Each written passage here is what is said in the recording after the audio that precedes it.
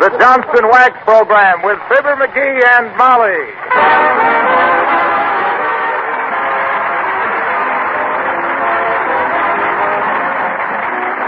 The makers of Johnston's Wax and Johnston's Self-Polishing Glow Coat present Fibber, Magee and Molly, written by Don Quinn, with songs by the King's Men and music by Billy Mills.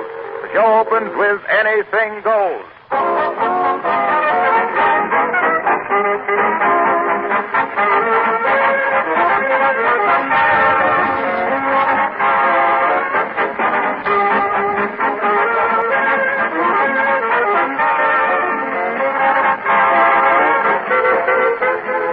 There's one piece of advice that we're beginning to hear now from all sides. Because of material shortages, take good care of the things you have, including your home furnishings and equipment. I've just been reading in a recent government bulletin an article called Clean to Save. In talking about floors, this article said, the finish is preserved and floors are easier to clean if you keep them waxed. Well, this is certainly true, and it's not news to most of you. Floors that are waxed regularly with genuine Johnston's wax are protected against wear and dirt. Not only does the tough wax film act as a protective shield, it also adds a rich, mellow beauty to every room in your home. Now, what some housekeepers still do not realize is the fact that this same Johnston's wax beautifies and protects countless other objects in the home. Furniture and woodwork, for example. Windowsills and Venetian blinds. Refrigerators, shelves, shoes, and leather goods. Now, added all together, these many extra uses spell protective housekeeping, a means of saving money and saving you many hours of work. Why not decide right now to take better care of your things with the regular use of genuine Johnston's wax in paste, liquid, or cream wax form?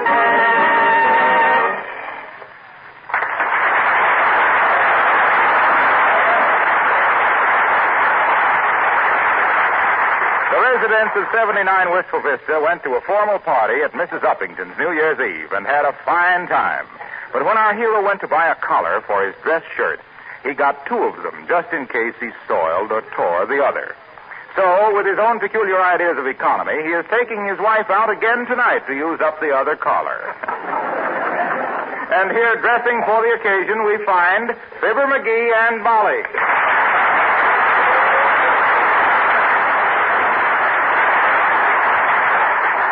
Say, Magee, isn't that tuxedo getting just a little shiny? It's supposed to be shiny. That's why it's got those satin lapels and stripes down the pants.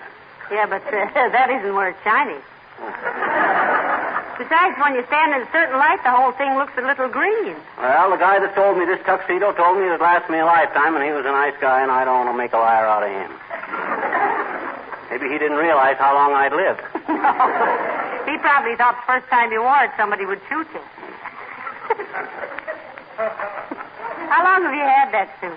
Well, let me see. I got out of the Army in 1920. Got a job taking tickets at the Old Palace Theater in Peoria in 1925. What'd you do between 1920 and 25? I saved up to buy this tuxedo so that I'd get the job taking tickets. I often wonder whatever... Oh, look. What? Here's a ticket stub in the lining of the pocket. Oh. Imagine that. What does it say on it? 3 days only. Uh-huh. Pearl white in Perils of Pauline. Why, the Perils of Pauline was issued years before 1925, Magee. So what? I bought this suit of the guy who took tickets before me. Hey, you know where my braces are? Your what? My braces. What do you need braces for? Your teeth are perfectly straight. No. Braces. Suspenders. Oh, your galluses. Oh. Don't call them galluses. That's corny. I think they are, too. Why don't you wear a belt? Mrs. Magee, the well-dressed man doesn't wear a belt with his tuxedo. It said so in Esquire. Well, and here I thought you just read Esquire for the cartoons.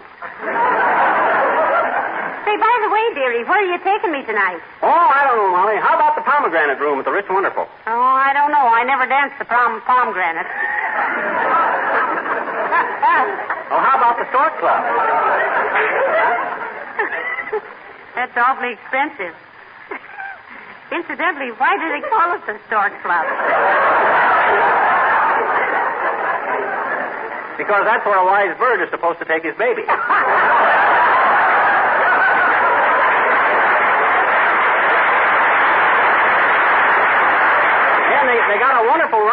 at the Cuba Libre. Say, I've always wanted to go to the Cuba Libre, but we don't know how to do the rumba. Oh, shucks, I could show you in 2 shakes of it. You see, in the foxtrot, you toss your torso, but in the rumba, you toss your torso more so.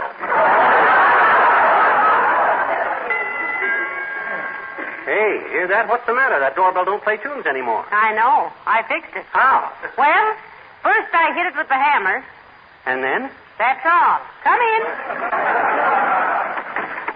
Ah, well, Mr. Wimple, welcome home. Hi, Wimp. Happy New Year. Hello, Mrs. McGee. Hello, Mr. McGee. Did you have a nice trip, Mr. Wimple? Oh, indeed I did, Mrs. McGee. My, it's good to get home and see sweet face my wife again, it seems. It does, eh? Yes. Though things are not always what they seem, are they? Did you miss her very much, Mr. Wimple? I really did, Mrs. McGee. Why, all the way home, the noise of the wheels on the railroad track seemed to say, sweetie face, sweetie face, sweetie face.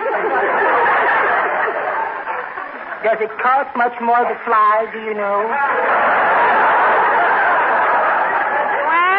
Not very much, Mr. Wimple, though I don't think you'd like it.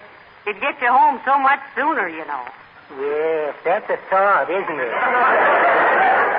But do you know, my wife had our house all rearranged while I was gone. It was really a delightful surprise. You should see my little room now. How so, Wimple? You have the bars on the windows covered with ivy? Oh, Mr. McGee. You're just joking. There aren't any windows in our fruit cellar. Well, this was just a pleasure trip, wasn't it, Mr. Wimple?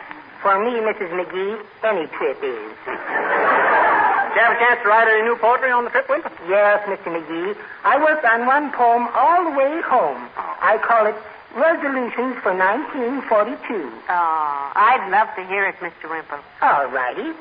It goes like this. Resolutions for 1942. Why make 'em? You'll just break 'em.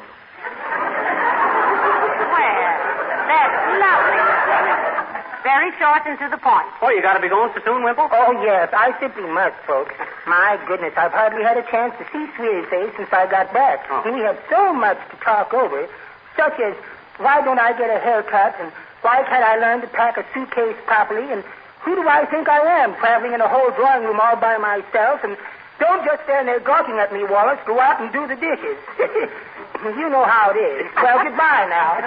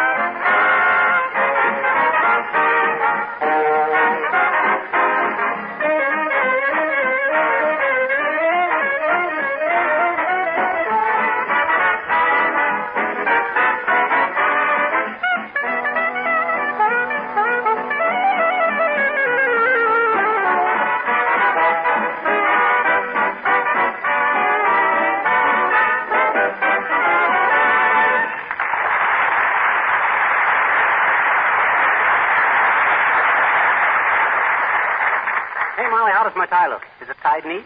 Just as neat as the day it left the factory. Now, please zip the back of my dress. Okay. Ah, there is a really wonderful invention, the zipper. Yep, except that it ruined a good old popular song. What song? Oh, you remember, the Hook and Eye song? Hook and Eye depend upon to hook me up the back. It was written about the same time as Molly is as jolly as can be. Oh, I don't remember that one. It was never published. I couldn't sell it. Oh. Say, look, McGee, hadn't you better make a reservation at the Cuba Libre? Say, maybe I better head at that. Give me the phone, will you, please? No. Huh? All you'll get is mirth. Oh. Let's take a chance on the reservation. Okay, but if we don't... Who's that? It's Mrs. Uppington. Well, let the old duffel bag in. Come in. Hello, Abigail. How do you do, Mrs. McGee? And Mr. McGee. Hi, Uppy. My dear, you look simply lovely in that dinner dress. Oh, thank you. And Mr. McGee, you're looking very well. We're going out night clubbing tonight, Abigail. McGee's going to show me how to rumba. Really? Why, Mr. McGee, I had no idea that you were such a devotee of Terpsichore. Oh, let's play that last hand again, Uppy. I think I missed a trick. She said she didn't know you were such a hound for hooping, honey. Oh. Yeah, I'm really there when it comes to manipulating the moxtons, Uppy. It's kind of a gift, I guess. Didn't you hear what those people said about me at your party? Why, no, I don't recall, Miss McGee. Well, it was when I was dancing with that cute little girl with the white cap. McGee. Huh? That was the maid who was serving the buffet. I tried to tell you. I thought she was awful hard to lead past the sideboard. But you know, Mr. McGee, when you danced with me, I thought you had rather a peculiar style of dancing, that sort of bouncing up and down, you know. Oh, that. Well, it was a cold night, Uppy, and I was giving you a hot toddy. Don't you get it, girls? Hot toddy? Ain't funny, McGee. Definitely not. Okay, if you want to gang up on me. How about going along with us tonight, Uppy? We're going to let our hair down and play tunes on the water glasses with our forks and everything. Thank you, Mr. McGee. It's too sweet of you to ask me, but I really don't. Oh, now, come on, Abigail. We don't go out very often, and we'll have lots of fun. And you really haven't lived if you've never heard McGee kid a waiter. Oh, my dear, you're really telling me, but I'd have to run home and dress. Oh, go ahead, Uppy. We'll wait. Sure, you run along now. Oh, my, this is so exciting. You're sure I'm going to be intruding? Oh, quit being so coy, Uppy. Look, I'll tell you what I'll do. If you'll come with us, I'll dance every other dance with you. Now. Every other... I'm so sorry. I just remembered I have a previous engagement. Now, isn't that horrible? Thank you. Thank you anyway. Do have a lovely time. Goodbye.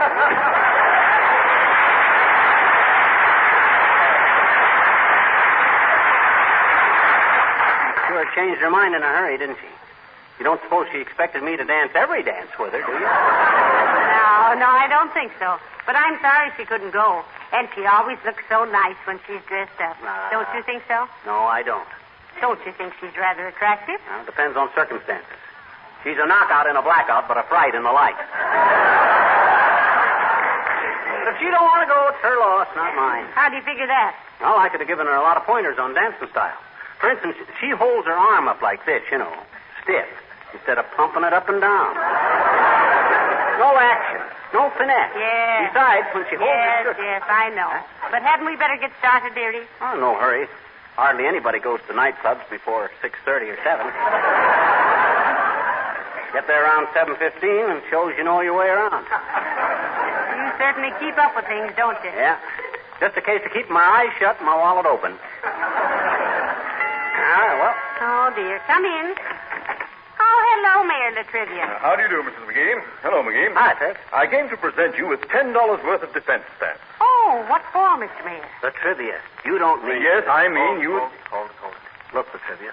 When somebody says you don't mean, you got to take a dramatic pause. Don't you ever listen to the radio? I'm sorry. Let's do it again. I came to present you with $10 worth of defense stamps, McGee. You don't mean... 1, 2, 3, 4. Yes.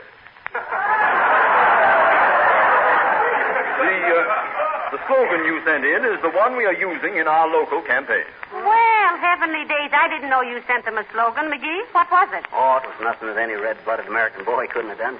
Well, I'm glad you like it, though, Latrivia. It was the best of the lot, McGee, by far. How many did you get? Well, to be frank, Mrs. McGee, it was the only one sent in. Here, McGee, $10 worth of stamps and the gratitude of the Wistful Vista Committee for Defense. Well, what was the slogan, Mr. Mayor? It was little things... Let me tell her. I can get more feeling into it. It said, if you expect to rate as an American, do it on the back of a defense stamp. No lick 'em, stick 'em, no lick 'em, quick 'em. Yeah. You like it, Molly? Not much, to be frank. I didn't take enough dramatic pause. You missed something. But I'm glad you won the prize, dearie. Well, at least it shows he's been thinking in the right direction, Mrs. McGee. Now, I won't keep you any longer. I see you're dressed to go out. Yeah, we're going to go out to a jive dive and trip the light bombastic. Splendid, splendid. Have a good time. You look very charming, Mrs. McGee. Ah. And you, McGee, well, that green tuxedo is that something new? It ain't green, Latrivia. Just looks green in a certain light. Oh, I see. Such as daylight and electric light. Well, enjoy yourself. Good night.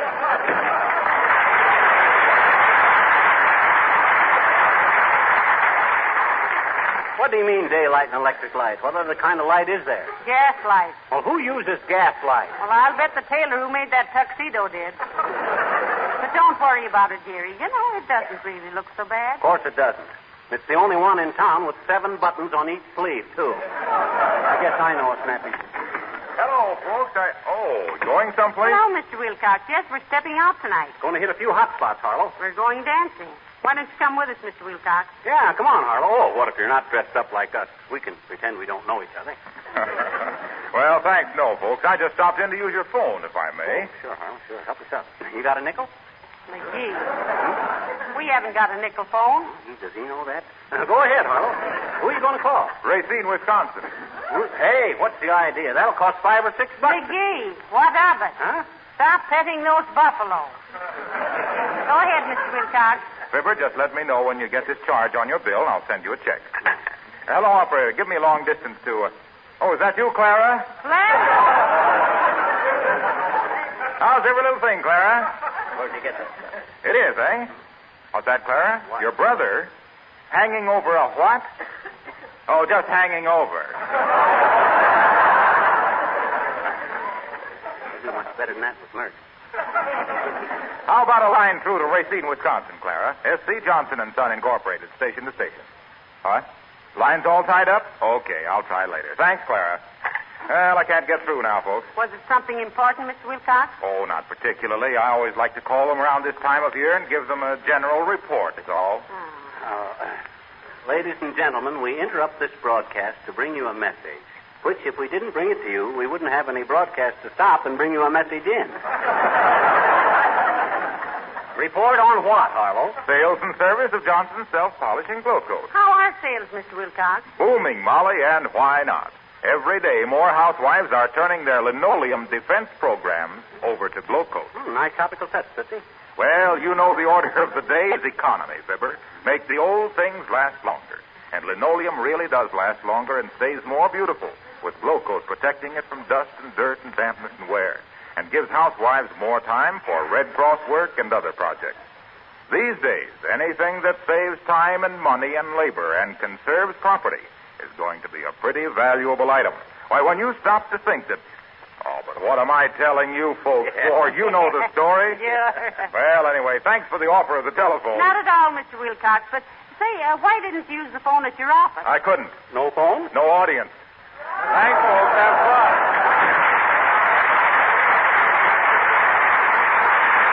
No audience. How do you like that? You know what? I think he likes an audience, so he can take a bow. And when he takes a bow, he can sneak a peek at the floor. The rascal. That must be it. Well, what say we get going, Molly? Just as soon as I fix my face, dearie, and get my gloves and bag. Okay, and while you're doing that, I'll get my shoes on. Come in. Hi, mister. Oh, hi, little girl. Haven't got much time to talk to you now. Why? Well, because I got ants in my arches, and I'm going to take Mommy out for a little shim-sham-shimmy, a touch of floy-floy, and boop-the-dooper with Cooper. You talk awful funny tonight, mister. I can't help it, sis. I'm a hep cat tonight. I got a brain full of boogie and a jumper full of jive. I'm a wild-eyed wampus from the waving woogie, and this is my night to heave a hit. Maybe I better come back later, huh? Oh, don't run away, sis. I was just kidding. Mrs. Magee and I are going to go someplace and dance, that's all. Well, gee, why didn't you say so, huh? I didn't 12 different ways, sis. You just ain't in the groove. You like to dance? Oh, you mean like round the maypole like we do at school, huh? I don't know, sis. I can't say I'm much of a maypole man myself. I was referring more to the popular aspects of the dance. You know, the waltz and rumba and foxtrot and all stuff like that there. I can turn a somersault, I bet you. Fascinating. I might add that to my repertoire, only I don't think it would get me anywhere socially. I'll teach you for a nickel. No, I don't think so, sis. Maybe sometime later. Maybe I won't be in the mood later and it'll cost you a dime. Just the same, I think I'll retain what little dignity I got left. On the other hand, I might teach you how to foxtrot. I'm the guy to come to if you need somebody to give you a hand with your feet. Thanks, mister. I bet you're a peachy dancer, I bet you. I'm the best, sis. I've been dancing since I was hip-high to a cymbal crash. Oh. Why, when I was just a little twerp, people would come from miles around to see me hook. Oh. Why, my footwork just slewing. Slewfoot McGee, I was known as. Slewfoot McGee, the swinging and swaying, solid sending sensation of the shagging and stomping sport. But speaking of sensations, sis, I'm going to cut this short.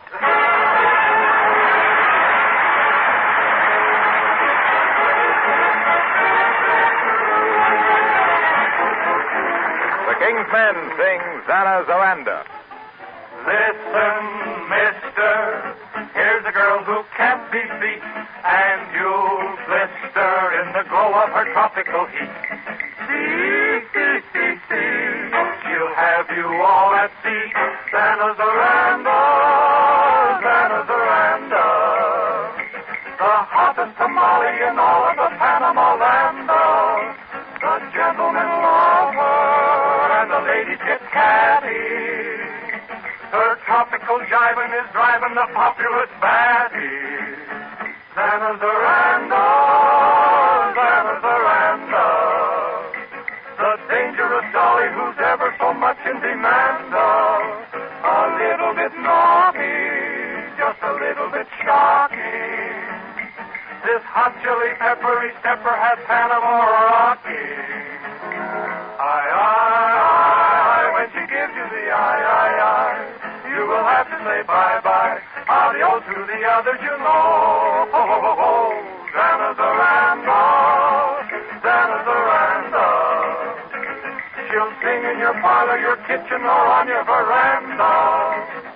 She is so grand, let's give her a hand.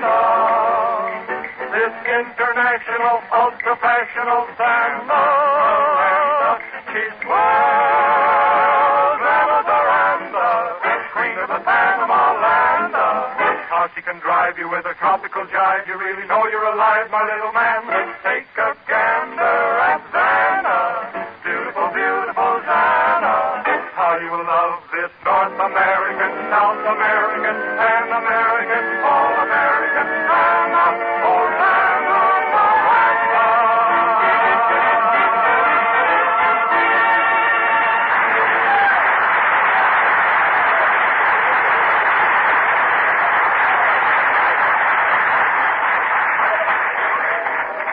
Hey, this is quite a joint, isn't it, Molly? Certainly is. Though I resent spending $3 a plate for a steak that a Great Dane would bury and forget. You didn't use enough ketchup. Say, listen. I thought you wanted to dance so badly, and they've played 4 dances since we've been in here, and we haven't danced yet. Oh, I know. I thought we'd better eat first. Hey, waiter. Yeah? I'd like some dessert. Me too. You got any pie, Bud? What kind you want? What kind you got? We ain't got any. Oh, that includes the kind I wanted. Got any camembert? My name ain't Bird, it's Chauncey. And we're all out of camem. Well, say, how about a chocolate parfait? That we can do, sister. How about you, chum? Well, I don't know, Chauncey. Bring me a cup of coffee and I'll think it over. Well, if you think it over carefully, chum, you won't drink it. I'll be right back. Now, listen, the orchestra's getting ready to play again, McGee. Shall we dance? No, let's eat this one out. We can dance later. But, dearie, all evening you... hello there, kid. Oh, hi, old-timer. Glad to see you. Hello, Mr. Oldtimer. Won't you sit down with us for a while? No, thanks, kids. Just thought I'd come over and say hello while Miguel went out to fix her face. So between us, I think it's too late. You don't seem to be much infatuated with her, old-timer. Johnny, when I brung her here tonight, I had it bad. Thought she was the sweetest kid on earth. Full of glamour. Pretty as a picture. Had my heart thumping like the door of a boarding house bathroom. Well, then what happened? She started eating spaghetti, daughter. That did it. Murder. Didn't she know how to wind it up in a spoon, old I timer? tried to tell her, Johnny, but she says she's been doing so much knitting lately, she couldn't stand the sight of it all wound up like that. So I guess it's all over between me and Mert. Mert? Yep, telephone operator I met at a New Year's party. Just a hello girl that I'm saying goodbye to. Her sister Claire is working for her tonight. Why? Oh, nothing. You sure you won't sit down with us for a while, Mr. Oldtimer? No, thanks, kids. Gotta leave pretty quick. Hey, what time is it? About 11:45. What? Good gravy, I gotta get out of here. This dress suit is only rented till 12 o'clock. See you later, folks. Now, wait a minute. How about your girl? Tell her Cinderella had to leave the ball, kid.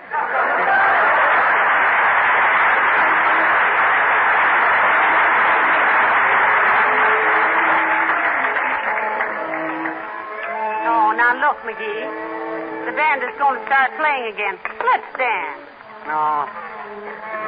Let's not. But, McGee, that's why we came out tonight, isn't it? Well, yeah, but geez, listen. Heavenly days. All afternoon and evening you've been bragging about what a killer diller you were as a dancer, and now I can't get you out of your chair. Well, how can I dance with my hands in my pockets? Well, take them out of your pockets, silly. I can't. Why not? Well, you know those suspenders I was looking for? Yeah? Well, I didn't find them.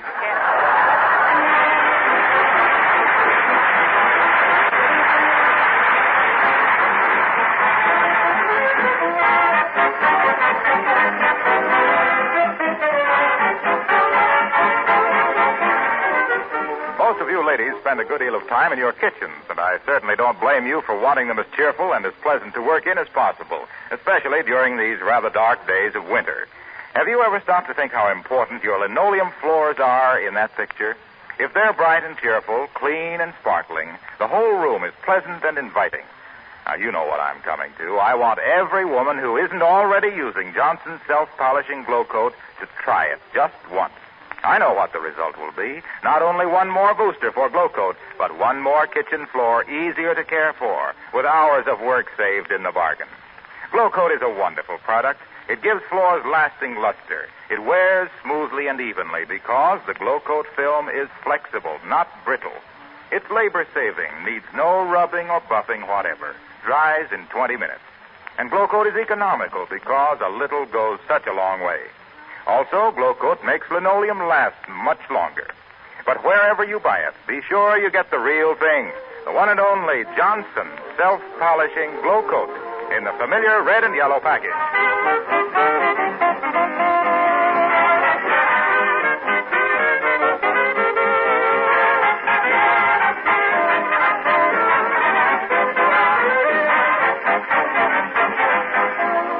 Ladies and gentlemen, you've heard that great war cry of ours, keep 'em flying.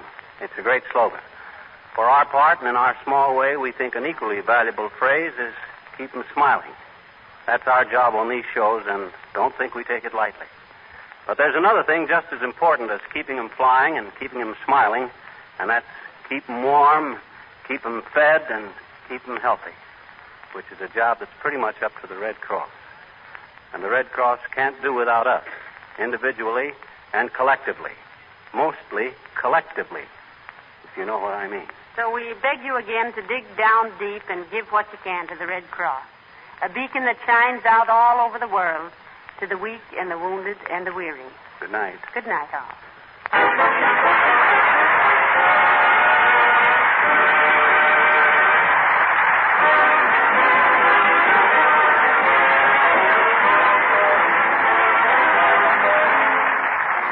This is Harlow Wilcox, speaking for the makers of Johnson's Wax Finishes for Home and Industry, inviting you all to be with us again next Tuesday night. Good night. Let's admit that in winter it's harder to keep your car looking its best. But let's be thankful for a polish like Johnson's Car New that actually cleans and polishes in one application. 2 jobs at once in half the time they used to take. Really, you'll be amazed how quickly you can give your car its original showroom shine with this sensational polish. And remember, right now is the time to start taking better care of your automobile to make it last a longer time. Carnu is made by the makers of Johnson's Wax. Ask your dealer for Johnson's Carnu, spelled C-A-R-N-U. This is the National Broadcasting Company.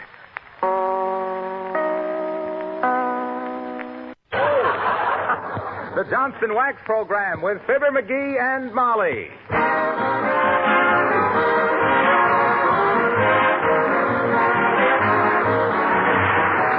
The makers of Johnson's Wax and Johnson's Self-Polishing Glow Coat present Fibber McGee and Molly, written by Don Quinn, with songs by the King's Men and music by Billy Mills. The show opens with Who Knows?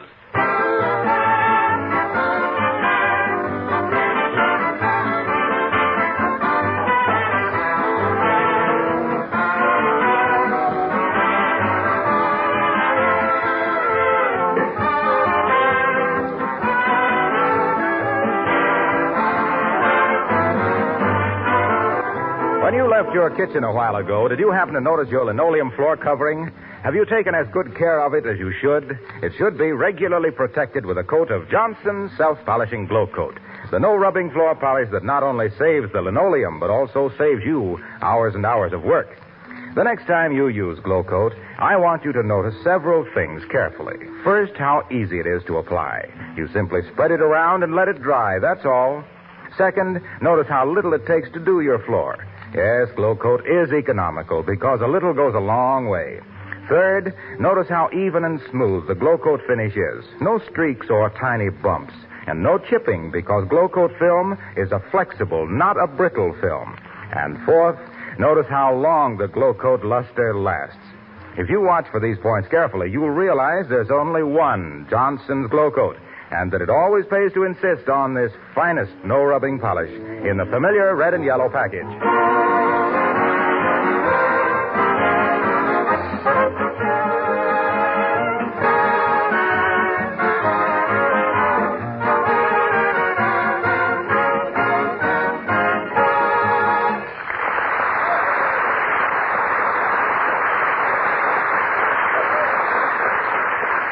Well, as the peacock said, we have quite a tale to unfold, so we won't waste any time. It's 79 Wistful Vista, and here at breakfast we find Fibber McGee and Molly.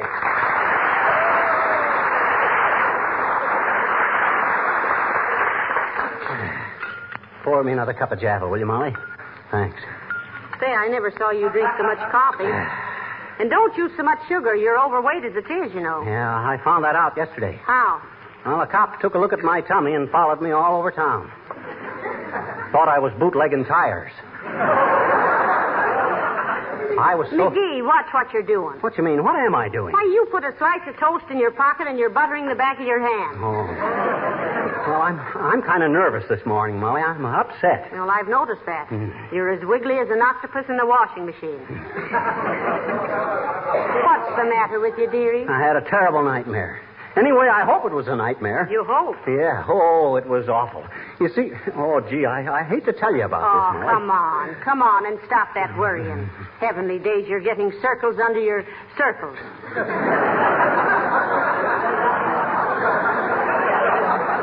Well, I dreamt that last night I got up and dressed, walked over to Mrs. Uppington's house, and heaved a big rock through the big front window. Oh? Never had a more realistic dream in my life. Oh, well, nevertheless, it must have been a dream. Why, you wouldn't do a thing like that. No? Well, then how come my shoes were all wet this morning? Well, they're still damp from when you shoveled the snow off the porch last night. Oh, maybe. I wonder. Sure. Ah, that must be it. Sure. That's it. Oh, boy, that nightmare was really a lulu.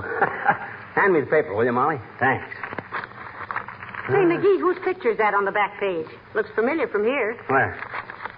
Oh, hey, it's Mrs. Uppington. Oh, let's see. Look, she's... Oh, my gosh, Molly. Look. Get a load of that headline.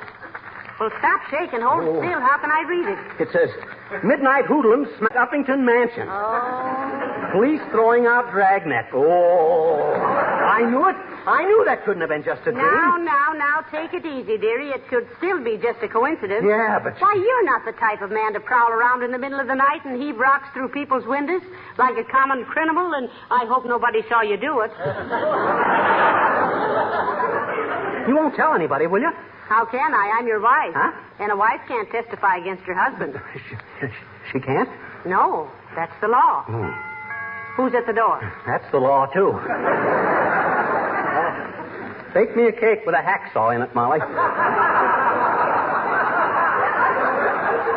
Come and see me on Visitor's Day. Oh, now stop worrying. When you get out, they always give you $10 and a new suit. And you need a new suit. Okay, let him in, Molly. I'll go quietly. Come in. Hello there, kids. Am I interrupting your breakfast? Oh, good morning, Mr. Oldtimer. You don't know how glad we are to see you. Yeah. Sit down and have a cup of coffee, old-timer. Get out the good china and the real linen napkins, Molly. All right. Oh, no, thanks, kids. Sure appreciate the warm welcome, but I just stopped by to see if these gloves belong to Johnny. Got his initials on them. Why, yes, those are his, Mr. Oldtimer, aren't they, McGee? Yeah, they're mine, all right. I knew him on account of the third finger on the left one is gone. I tore it off trying to get a nickel back out of a pay telephone. Almost lost my finger, too. Well, thanks very much, old-timer. Forget it, Johnny. No reward offered for him, I suppose. Reward for a pair of $1.98 gloves that wouldn't bring a dirty look at a rummage sale? Anyway, that ain't the right attitude, old-timer. You mustn't do things just for the sake of a reward. You got to do things because it's the decent thing to do. Weren't you ever a Boy Scout? Nope. They wouldn't take me, Johnny. Why not? Well, where I lived as a kid, daughter, they only had the eagle troop, and I didn't have the beak for it.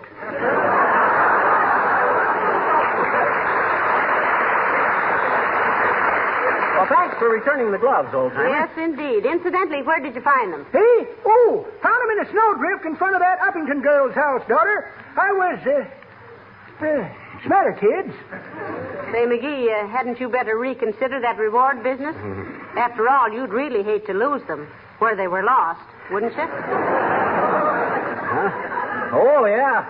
Yeah, I'd say so. It's worth a lot to me to get those gloves back, old-timer. I really love those kids. Here's $5 for your trouble. Much obliged, kids. Much obliged to you. Oh, and look, I'd appreciate it if you didn't say anything about this to anybody. I'd hate to have people think I was so careless as to leave my gloves all over town. You know how it is. Sure. Yes, McGee has very sensitive hands, and when his hands get cold, they get red, and he hates to get caught red-handed. Yeah. Well, so long, Johnny, and don't worry about a thing. I ain't seen the morning paper.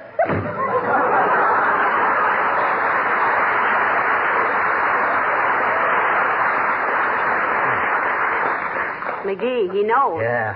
But you paid him to keep quiet. Yeah, but that's just it. One crime leads to another. Now I got bribery on my list. Who knows where this will wind up? I might go from window smashing and bribery to blackmail and robbery. Maybe forgery. I'm getting desperate. Hand me that knife. Why, what are you going to do? I'm going to spread me another slice of toast and think this over.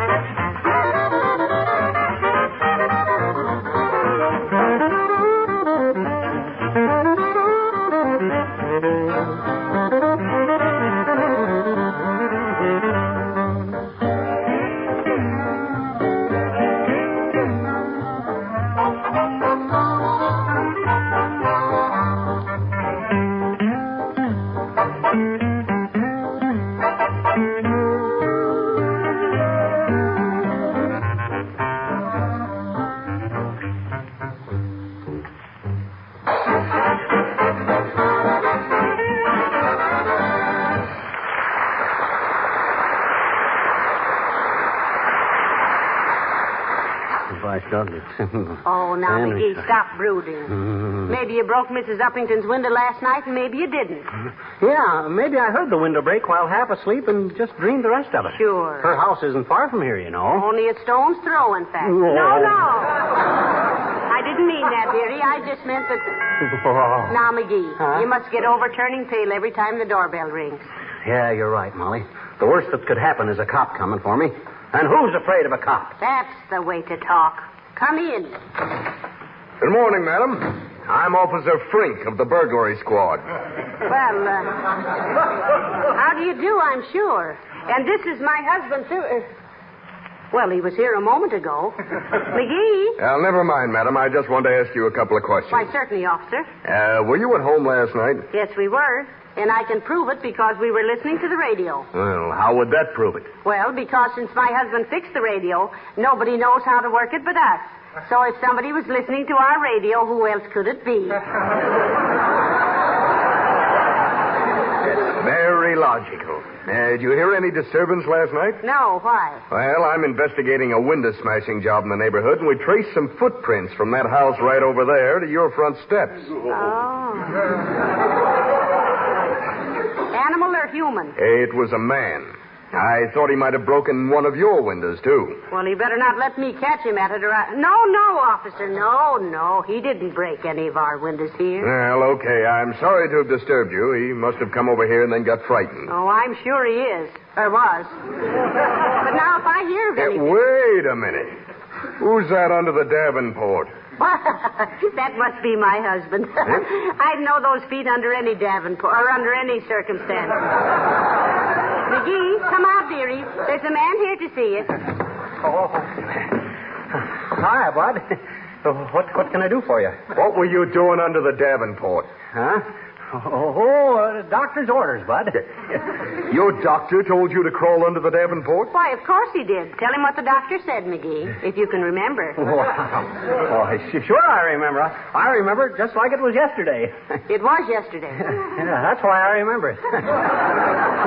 You see, Bud, the doc told me that I was getting a little heavy, and I says, am I, Doc? I says, is it dangerous?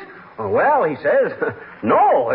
As long as you can crawl under the Davenport, you'll be all right, he says. So every day about this time, just to check up, I crawl under the Davenport.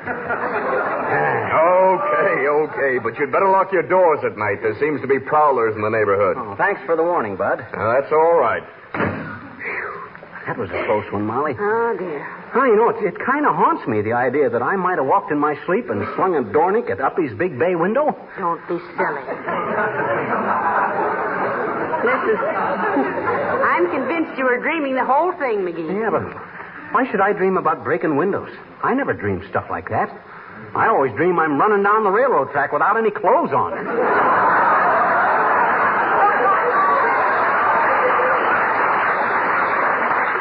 Maybe. McGee, come away from that Davenport. You think the hall closet will be better? You stay right here. Come in. Oh, good morning, Mr. Mayor. Good morning, Mrs. McGee. Hello, McGee. Hi, Mr. Did you hear about Mrs. Uppington's window being broken last night? Yes, we read about it in the paper, Mr. Mayor. And a funny thing about that, McGee threw I did not. Quiet, dearie. I was going to say that McGee through the whole morning has been puzzled by the affair. Hey, you used to be a lawyer before you were mayor, didn't you, Latrivia? Oh, yes, indeed. I was a junior partner in Abernathy, Cronkite, Massey, Witherspoon, Smythe, Witherspoon, and Latrivia. Your clients must have had to kneel down to read your name on the door. Say, that partner of yours, Mr. Massey, was pretty famous, wasn't he? Oh, not very, I'm afraid. Why, of course he was. Everybody's heard of the laws of Massey.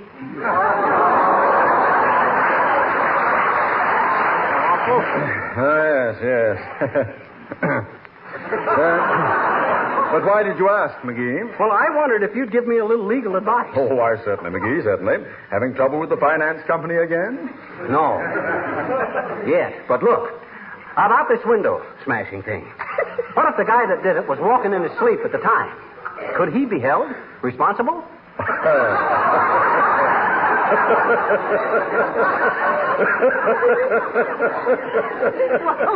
What's so funny about that? Oh, I was just thinking what a rosy time you'd have convincing a judge that you were asleep. Well, I've got to meet the DA over at Mrs. Uppington's. Good day. Walking in your sleep, indeed.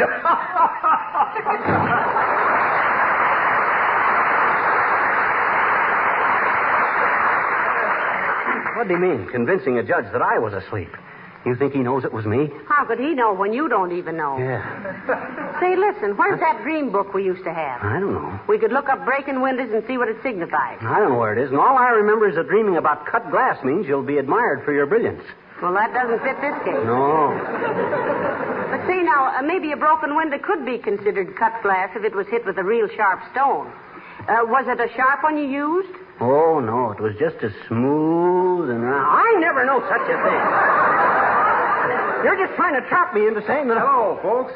Say, did you hear what happened over at Uppington's? Yes, we did, Mr. Wilcox. Can you imagine anybody sneaking up in the dead of night and breaking her windows? Yeah. Who'd ever dream of such a thing? I didn't say anything. How did you hear about it, Mr. Wilcox? I was just over there taking pictures. Taking pictures for the police, you mean? No. For advertising. Oh. Why advertise a broken window? Is there much demand for that sort of thing, Mr. Wilcox? No, look, I was taking pictures of her front hall. After that big rock came through the window, the wind and snow started blowing all over the floor. Yes, but why did you... But the floor was inlaid linoleum and protected with Johnson's self-polishing glow coat, and the snow didn't do a bit of harm. So I took some pictures to send to the home office. Well, maybe this one does creak a little, folks, but you got no idea what a trick it is to work these things in every week.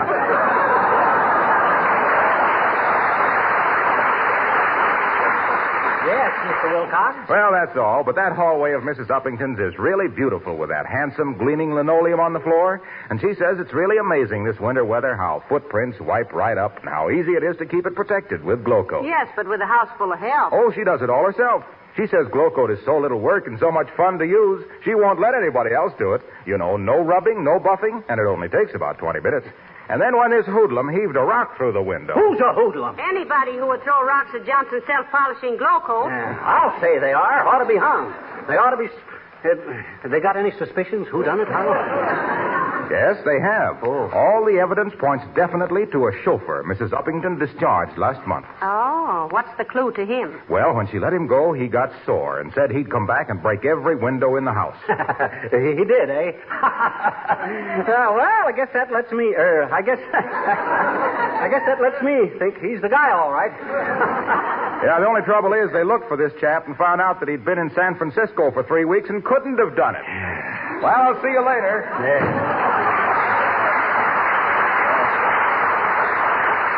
Every time I think I'm out of it, I get deeper. Molly, tell me frankly, do you think I did it? Do you? Yes. So do I. Well, that isn't being very loyal to your husband, suspecting him of doing stuff like that there. But you think so yourself. Oh, sure, but you know me. Always wrong. My suspicions don't count because of... Oh, dear. Shall I let them in, McGee? Go ahead. I don't hear any bloodhounds. Come in. Mrs. Uppington. How do you do, my dear? And Mr. McGee. Hi, Uppy. Won't you come in and break a window, or have a chair? No, thank you. I suppose you heard about the ghastly incident of last night? Yes, we did, Abigail, and I'm so sorry it happened. Thank you. I should like to speak to you about it, Mr. McGee. You can't prove it. I should say not. What if his shoes were wet? What if his gloves were found? Please, I don't know what you're talking about. I wish to engage Mr. McGee's services to track down the culprit. Who, me? Yes, I've heard some amazing stories of your cleverness as a detective and of your courage and tenacity. Where did you ever hear any stories like that, Abigail? From Mr. McGee. Well, will you take the case? Uppy, I'm the very man you're looking for. He certainly is. Oh, thank you so much. I shall be expecting Now, you. just a minute there, Abigail. Could this rock have been thrown by the wheel of some passing automobile? I hardly think so. Also, come, why not? Because, Mr. McGee, an automobile wheel would hardly have attached a note to the rock reading, "This for you, Uppy." Oh. Come right over, won't you?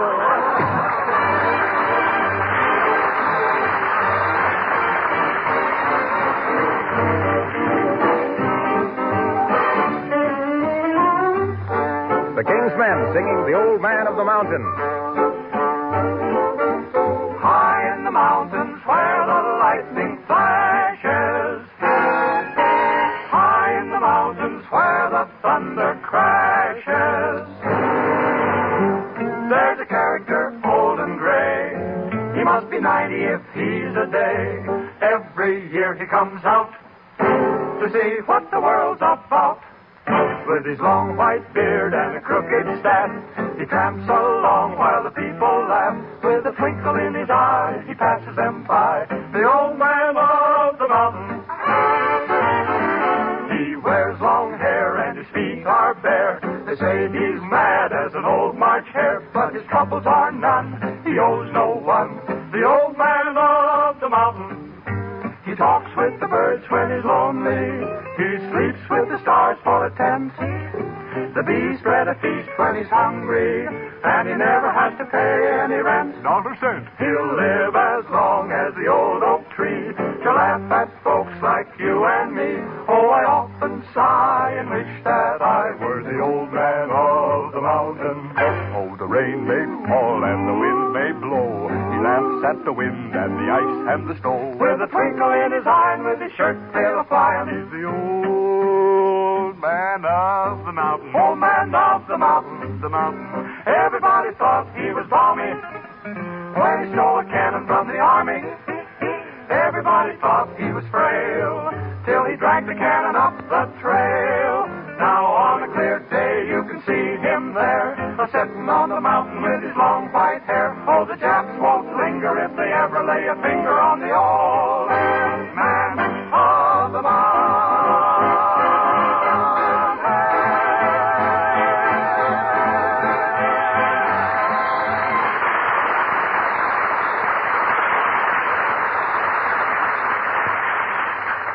So, this is the window that the rock was thrown through. Hey, Mrs. Uppington? Yes, Mr. McGee. That was a shrewd deduction, McGee. Betcha. Seeing that it's the only broken window in the house. Huh? Oh, yeah. Uppy, I want you to answer this question honestly. Now, this is important. You found a clue, Miss McGee? I think so. Mrs. Uppington, did anybody ever want to poison you? What a horrible thought. I certainly hope not. Why, McGee? Look through this magnifying glass at the windowsill. You see that? Ground glass. Well, of course it's ground glass. The window was broken. Oh, yeah, that's right. I thought I had something there for a minute. Now, let me see. What would Basil Rathbone do if he had a case like this? He'd be too smart to have a case like this.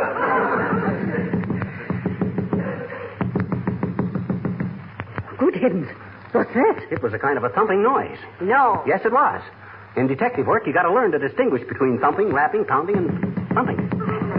Mr. McGee, that sound is right in this room. Why don't you do something? I am doing something. Can't you see I got my hands over my ears? Now, let's see. If that rock was thrown through the window in this direction, McGee. it would have gone... Huh? There's somebody inside that window seat. Listen. Oh, there is at that. It may be the criminal we're looking for.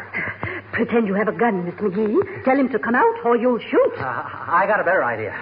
I'll tell him to stay in there or I'll shoot. Then I'll run out and get a cop while you girls sit on the seat and hold him. I'm going to see who's in there. Come on, Abigail. Come on, McGee. You go ahead. I'll stand over here by the door, ready to leap in and tear him apart if he starts anything. Very well.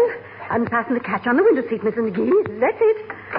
All right. Come out of there, whoever you are. Oh, hello, folks. Mr. Wimple. My goodness, I'm glad you let me out of there. Did you ever spend 2 hours with your face inside an old overshoe with an umbrella up your trouser leg? Why, please, Mr. Wimple. Aha. So it was you, Wimple. Just as I suspected when I heard your voice. Well, Philo Vance is back on the job. Would it be rude of me, Mr. Wimple, to ask what you were doing in that window seat? Yes, explain yourself, Wimple. I'm in charge of this case. Oh, it's really very simple. I was walking past here this morning when I saw all the police in here, and I walked in, too, to see what was going on, and I sat down on the edge of the window seat, and a big, fat policeman bumped into me, and I fell in, and the cover fell down, and there I was with my ears full of mothballs, trying to pick the lock with a banana I had in my pocket.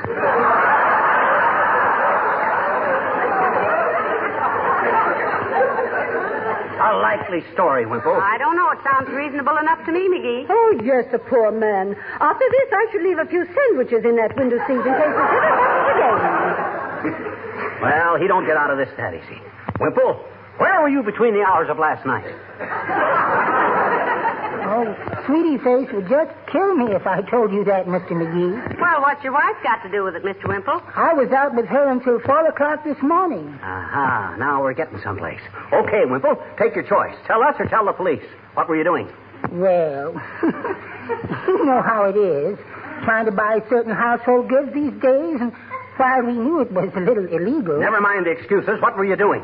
Well, if you must know, Nosy, Sweetie Face had to see a smuggler about a new hot water bottle.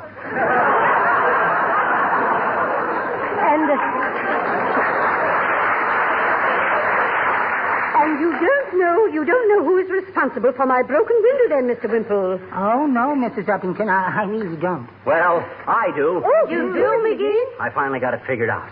And believe me, it's going to surprise you. Oh, please, Mr. McGee, I can't stand the suspense. Who did it? Are you sure you want to tell, McGee? Yes, I do. This thing has gone far enough.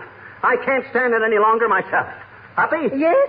The person who busted your window is... And that, ladies and gentlemen, concludes tonight's episode of the strange and baffling case of the pulverized pane. Who was it that screamed? Who fired those shots? Who is guilty?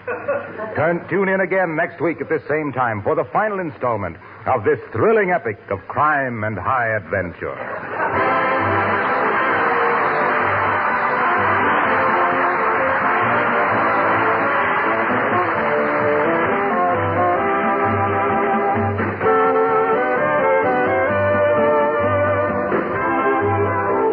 Days ahead, when all of us will be called upon to put forth an extra effort, we certainly don't want to add unnecessary work in the home. And yet it's imperative to take extra good care of the things we have. I'm glad it's part of my job to tell you about the many uses for Johnson's wax. For instance, just try wax polishing your tabletops, windowsills, Venetian blinds, and leather goods with Johnson's wax, the same wax you use on your floors. Notice first how beautiful these waxed surfaces are. In the weeks to come, notice how much easier your daily cleaning has become. The coat of wax acts as a shield against dust, dirt, and wear. Fingerprints and smudges are quickly wiped away. Home economics authorities call the regular use of Johnson's wax protective housekeeping. It will pay you to adopt it in your home. Ask for the original, genuine Johnson's wax, available in paste, liquid, or cream wax form.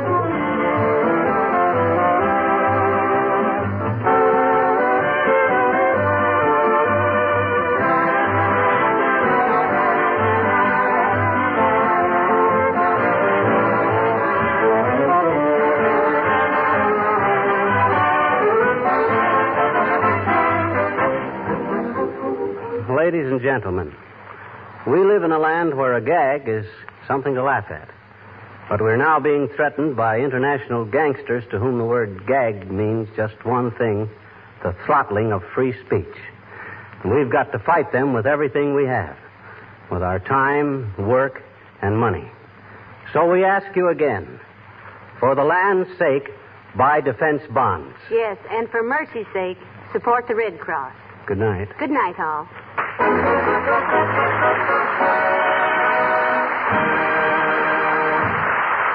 This is Harlow Wilcox, speaking for the makers of Johnson's Wax Finishes for Home and Industry, inviting you all to be with us again next Tuesday night. Good night. We're all talking about taking better care of our automobiles to make them last. But what are you doing about it? Have you cleaned and polished your car lately? No? Well, then try this. Give your car a simple treatment with Carnew, the sensational auto polish that both cleans and polishes in one application. 2 jobs at once in quick time. Carnew is inexpensive, easy to use. Ask your regular Johnson's Wax dealer, auto supply store, or service station for Johnson's Carnew, spelled C-A-R-N-U. This is the National Broadcasting Company. The Johnson Wax Program with Fibber McGee and Molly.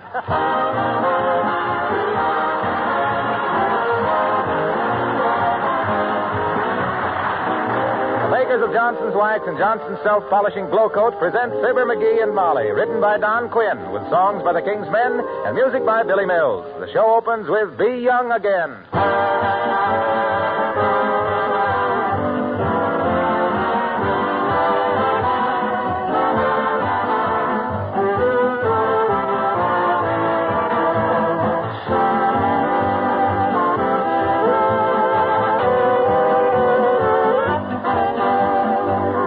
Gentlemen, we should like to read a letter addressed to Mr. H.F. Johnson, Jr., President of S.C. Johnson & Son, Incorporated, from the Treasury Department. Quote, Dear Mr. Johnson, the Treasury Department would like you to pass on to the employees and to the management of S.C. Johnson & Son, Incorporated its appreciation for their wonderful cooperation with the Treasury Department's Payroll Defense Savings Plan, and a very special honorable mention of the fact that 82 6/10% of your home office and factory people already own defense bonds. If all job holders in this country put a small percent of their earnings into defense bonds through a payroll defense savings plan, then the Treasury Department will be successful in its efforts to finance our national defense through defense savings. The dollars and quarters of your payroll defense savings funds are providing guns for our Army, warships for our Navy, airplanes for our Air Corps, weapons that aid the fight for freedom everywhere. And defense savings funds do even more than this. Every person who subscribes gains a steady growing nest egg of savings.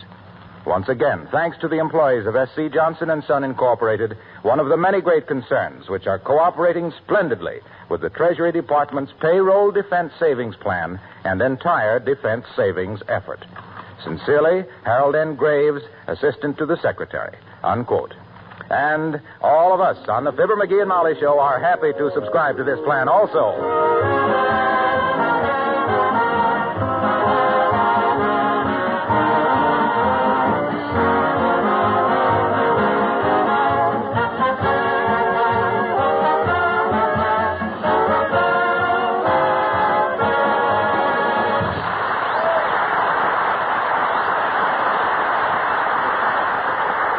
Who threw the rock through Mrs. Uppington's window? That is a mystery which bids fair to go down in history with those other immortal enigmas, such as where did the swallows go from Capistrano? And who threw the extraneous matter into Mrs. Murphy's chowder? And here at 79 Wistful Vista, still discussing the matter, we find Fibber, Magee and Molly.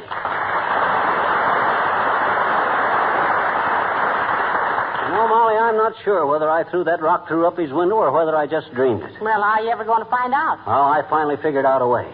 And you know what I'm going to do, Molly? What? I'm going to reenact my dream.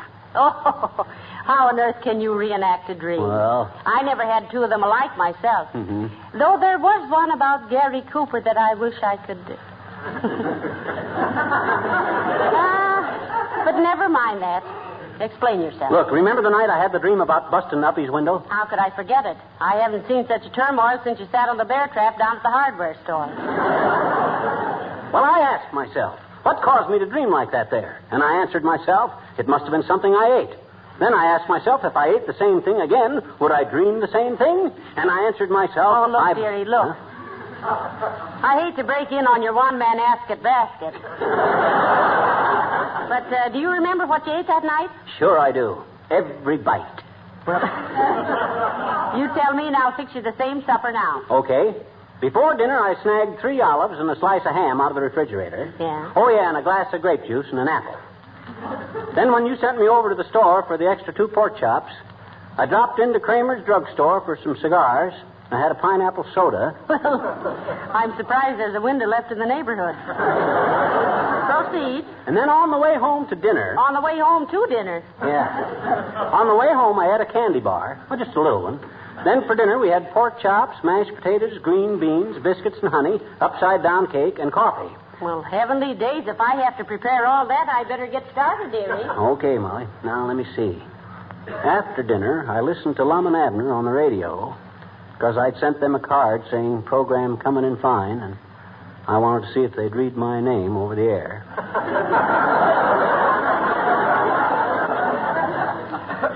Then I lit a cigar, and I sat here. Come in. Hi, mister. Oh, hi, sis. Don't bother me now. I'm reconstructing a dream. What?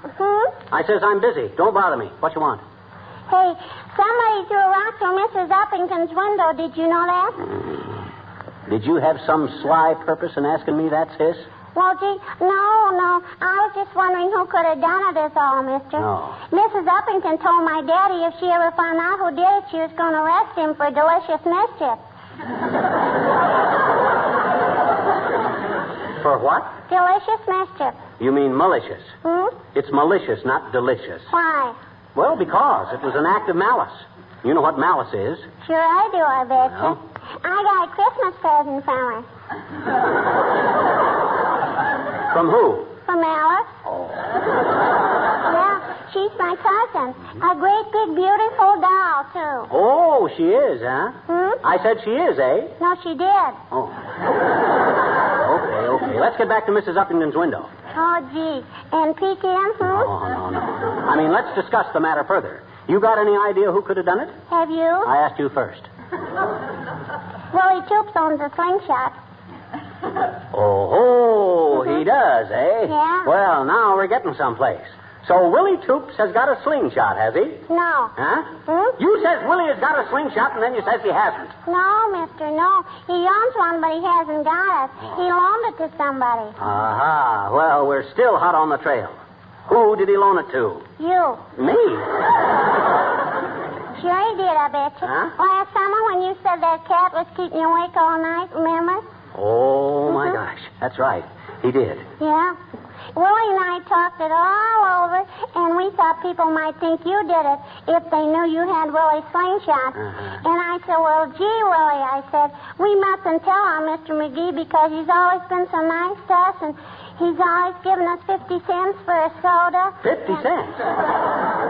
Well, you know how it is with the water, mister, everything going up. And Willie said, gee, when I have a soda, I forget everything I ever knew, he said. And I said... Okay, sis. It's blackmail, but I'll pay. Here's $1. Split it with Willie, the little gangster. Gee, mister, thank you.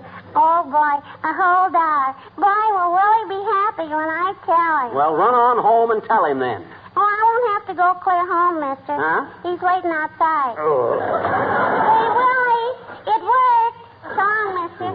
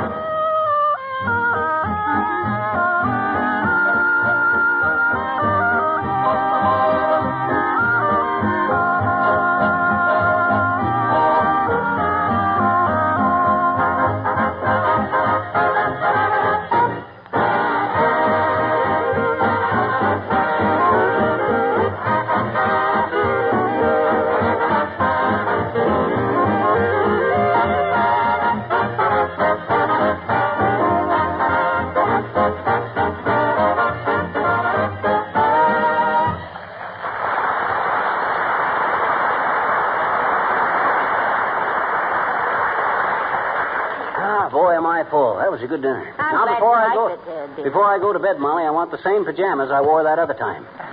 I think I wore my purple ones, didn't I? Yes, I believe so.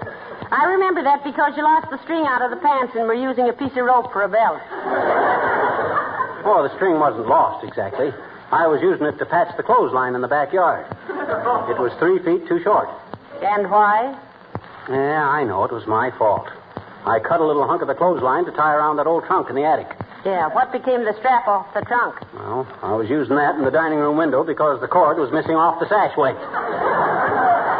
Well, what happened to the cord off the sashway? I don't know what happened. It must have... Oh, my gosh. That's the cord I was wearing to use to hold up my pajamas. Oh, say, McGee, I almost forgot to tell you. The first thing tomorrow, I've got to run downtown and do some shopping for Mrs. Uppington. Uh-oh. She's so upset over this window-breaking affair, she hasn't had any time to shop at all. Okay, I'll stay here and keep an eye on things. What do you got to get her? A turtle. A turtle? A turtle. What does she want a turtle for? Well, search me. Maybe it's a playmate for her Pekingese. But anyway, it's none of our business why she wants it. Imagine a woman her age wanting a turtle for a pet. I can't. Why, that old fossil is old. Oh, dear. Come in. Oh, Mrs. Uppington. Come in, Abigail. Oh, thank you, my dear. Good day, Mr. McGee. Hi, Uppy. Got a new pane in your bay window?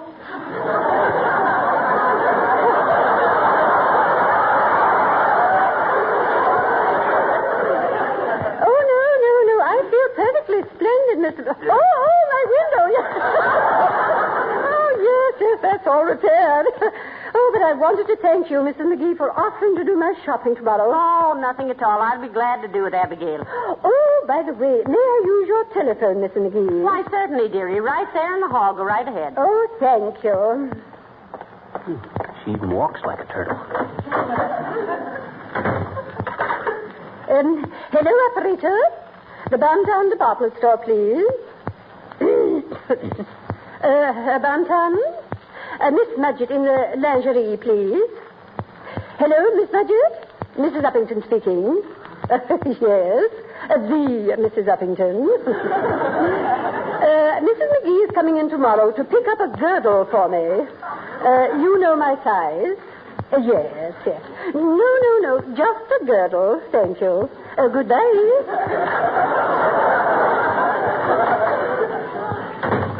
I called the Bantam, Mrs. McGee. You just ask for Miss Mudgett, and she'll charge it to my account. Well, now, you needn't have gone to all that trouble. I could have paid cash. You know, they only cost about 35 cents for the little ones. You flatterer. But I do want to get a new one, my dear, because I hear they're going to be difficult to get. Ah, that's a lot of malarkey, Uppy. I could go out in the country tomorrow and get you a dozen, all shapes and sizes.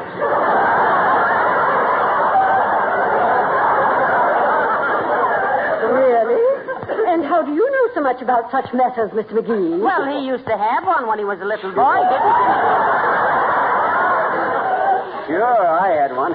Had my initials carved on the back of it, too. Why, how silly. I always had mine embroidered. Oh, not really. Well, doesn't it hurt them, Abigail? On the contrary, my dear. I believe it reinforces them. It does, eh?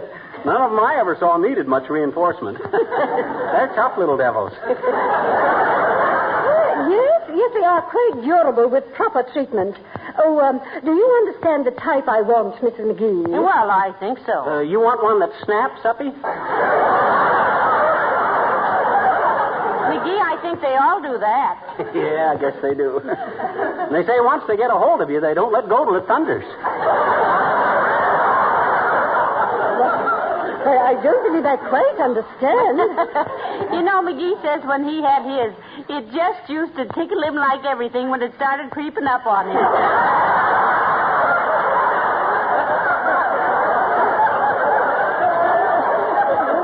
Yeah, they're persistent little cusses. Really, Mr. McGee, wasn't that sort of a strange thing for a boy to own? Oh, no, all us kids had them, Uppy. Used to race with them. How shocking. Yeah. I finally had to get rid of mine, though, Uppy. Got too big. Besides, it bit his grandmother. It bit his grandmother? Yeah. Oh, but it was self-defense, Uppy. She pulled his leg. Yes, and I think you are pulling mine. Never mind, Mrs. McGee. I shall get it myself. Goodbye.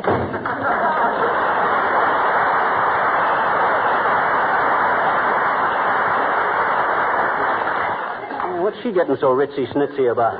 Well, I don't know, but it's all right with me. Let her buy her own turtle if she wants one so bad. Yeah, I'd better run upstairs and see if your purple pajamas are back from the laundry. Yeah, and look, Molly. Yes? Let's not discuss the dream at all from now on. I want to keep my mind clear and unaffected. That's very sensible. Yeah. The less it's discussed, the less influence it'll have over your sleeping That's tonight. right. You know, they say... Hey, Fibber, I just came from the police station, and the cops have heard that you had some kind of a weird dream that night about walking over to Uppington's and heaving a rock through the window. We don't want to discuss anything like that, Mr. Wilcox. Let's talk about something else. Yes, but the police... Let's discuss Johnson's self-polishing glow coat, Harlow.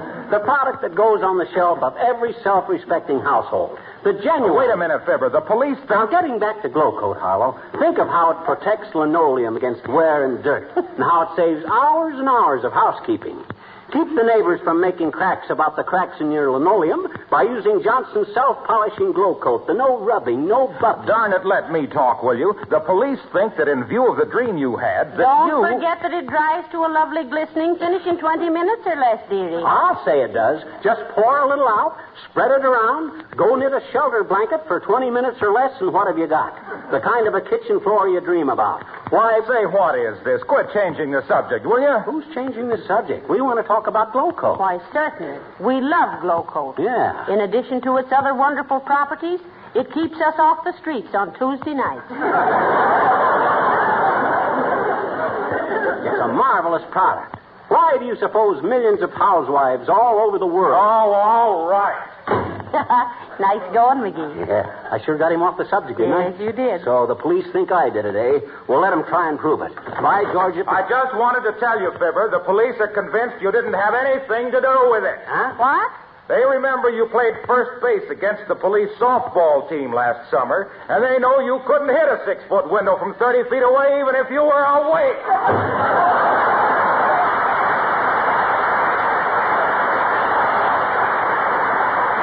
So, they think I can't throw straight, do they? Get your hat, Molly. Why, where are you going? I'm going down to the police station, stand across the street, and heave a brick through their window. I'll show Oh, them. no. Control yourself. Take it easy, McGee. Don't you see what they're doing? What you mean? They want you to prove you can do it. Then they'll have you. It's a trap. Oh, my gosh. And I nearly fell for it. Gee, thanks, Molly. That's all right, dearie. That's what a wife is for. Oh, dear. Come in. Good evening, Mrs. McGee. Hello, McGee. Mayor Latrivia, good evening. Hi, Latriv. Want to see me about something? No, McGee. I wanted to see Uncle Dennis for a moment. Is he in? I don't know. Is Uncle Dennis in, Molly? I don't think so, Mr. Mayor. I think he's out buying a motorcycle. A motorcycle? Yes. Anyway, he said he had to see a man about a sidecar. Yeah, he gets all worn out walking. He was so tired last night when he come home, he went upstairs on his hands and knees. Yeah. And even then, he was so weary, he didn't know his own room when he got to it. He butted the door open with his head and says, "Does this train stop at St. Louis?" Oh, yes, I know. Great fellow, Uncle Dennis. I saw him the other day walking down the street waving a pair of tweezers. Tweezers? Yes, he said he was going to get a hair of the dog that bit him. But if he isn't at home, I shall have to see him some other time. Hey, Latriv, they know yet who threw the rock through Uppington's window? The police are still working on it, McGee. That's one thing I wish to see Uncle Dennis about. Heavenly days, you don't suspect him. My men are working on a clue. It seems that late that night he went into a... Yeah, we know. Yeah, he always does. Exactly. And he asked the proprietor for a rock and rye. They didn't have rock and rye, so he just took a rye. We're checking up to see if he found a rock anywhere. But don't tell him I'm inquiring. Good night.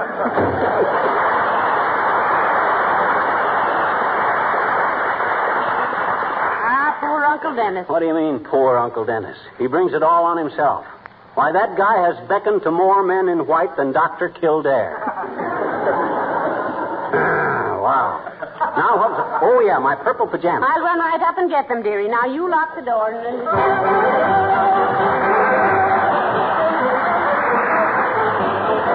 The King's Men sing Lydia. Lydia, oh, have you seen Lydia? Oh, Lydia, the tattoo lady.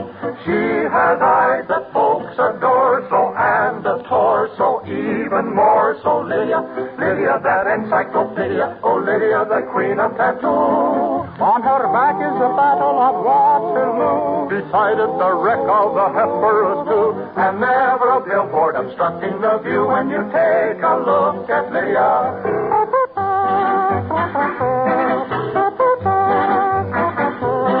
She will show you a view of the world of tattoo if you'll step up and tell her. For a dime you can see Kankakee or Paris or Washington crossing the Delaware. La la la, la la la, la la la, la la la. Here is Buffalo Bill with his lasso. Here's a little classic by Mendel Picasso. Here's the Jim Skeeter in the rumba. Here's her Social Security number. La la la, la la la, la la la, la la.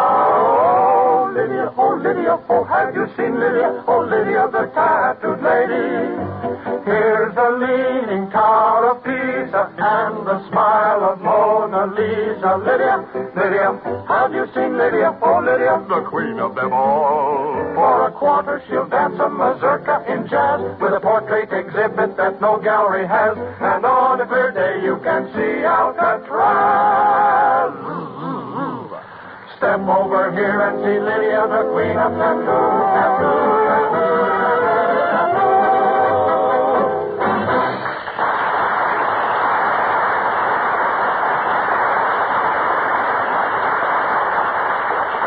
Molly, are you sure these are the same purple pajamas I wore that other night? Certainly. They are.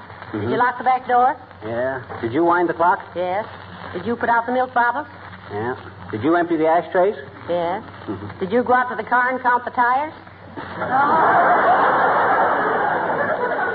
Yeah. Well, I guess we're all ready for bed then. I certainly hope that... Oh, for the love of Mike. Hand me my bathrobe, Molly. I'll go see who that is. I'm presentable, McGee. I'll go. No, we'll both go. I don't like you to be going to the door alone at this time of night. Might be a telegraph boy. Well... What harm would there be in that? Well, you always tip them too much. 15 cents is plenty. Okay. We're coming. Oh, Mr. Wimple. Oh, hi, Wimp. Oh, I'm sorry to bother you folks. Really, I am. I had no idea you went to bed this early. We don't ordinarily, Mr. Wimple, but Buck McGee has a nightmare he wants to ride again. Won't you come in? No, thank you, Mrs. McGee. I was just sort of lonesome tonight, and I thought I'd see if Mr. McGee wanted to play a few games of flinch. Or maybe Parcheesi. Gee, I'm sorry, Wimple. Some other night, maybe. And let's make it tiddlywinks. I get too excited playing Parcheesi. How come you're so lonesome tonight, Mr. Wimple? Isn't your wife at home? Yes, but she doesn't like to play Parcheesi, and anyway, she was taking a bath and got her toe caught in the drain pipe. Oh, by the way, have you got a pipe wrench, Mr. McGee? Oh, I haven't, Wimple. I'm sorry. Oh, that's all right. I didn't think you would have. In fact, I'm asking all the unlikely people first. Say, isn't your wife going to be angry if you take too long getting her loose, Mr. Wimple? Probably, Mrs. McGee. But I don't get a chance to get out like this very often, you know. Sweetie Face is so jealous. Though, goodness knows, I never even looked at another woman since we were married. Tell me, are they still wearing hobble skirts?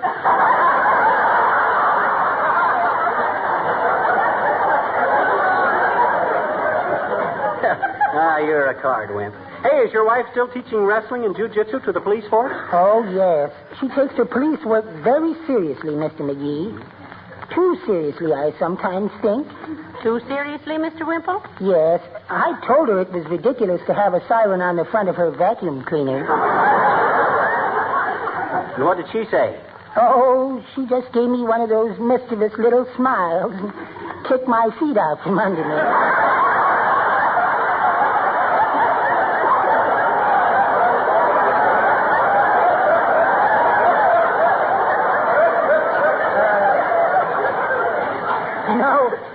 Sometimes I think she doesn't know her own strength.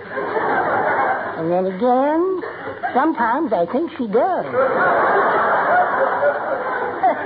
You certainly must have a wonderful constitution, Mr. Whipple. Yes, I have, Mrs. McGee. The only trouble is I'm always having to go to the doctor and the dentist for some amendments. Say, do you think Mrs. Uppington might have a pipe wrench? Oh, I doubt it, Wimple. Oh, fine. I think I'll go over there next. Good night.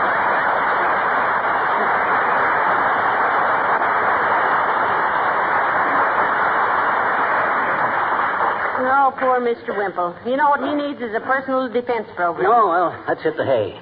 If I'm going anywhere in my sleep, I want to get to bed before my pajamas get all wrinkled. Well,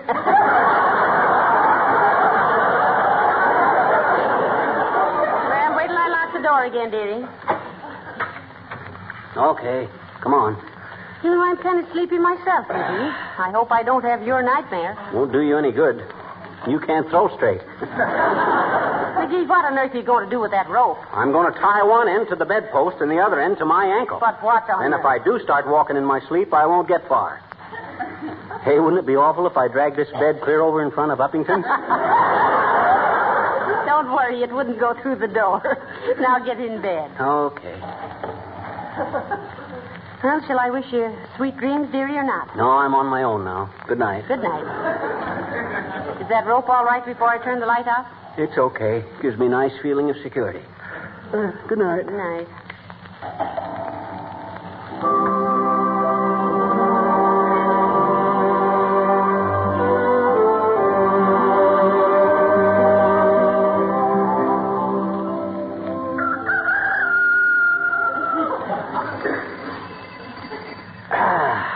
Boy, that's the best night's sleep I've had for... Ouch! Oh, my gosh, that rope.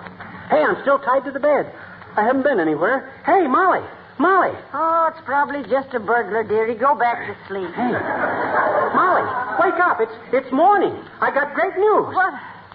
What on earth are you shouting about at this hour of the morning? Look, the rope. I'm still tied up. I didn't walk in my sleep. I'm innocent. I'm in the clear. Oh, well, aren't you happy about it? Aren't you glad? What's the matter? I was just wondering, dearie. Huh? You weren't wearing that hat when you went to bed.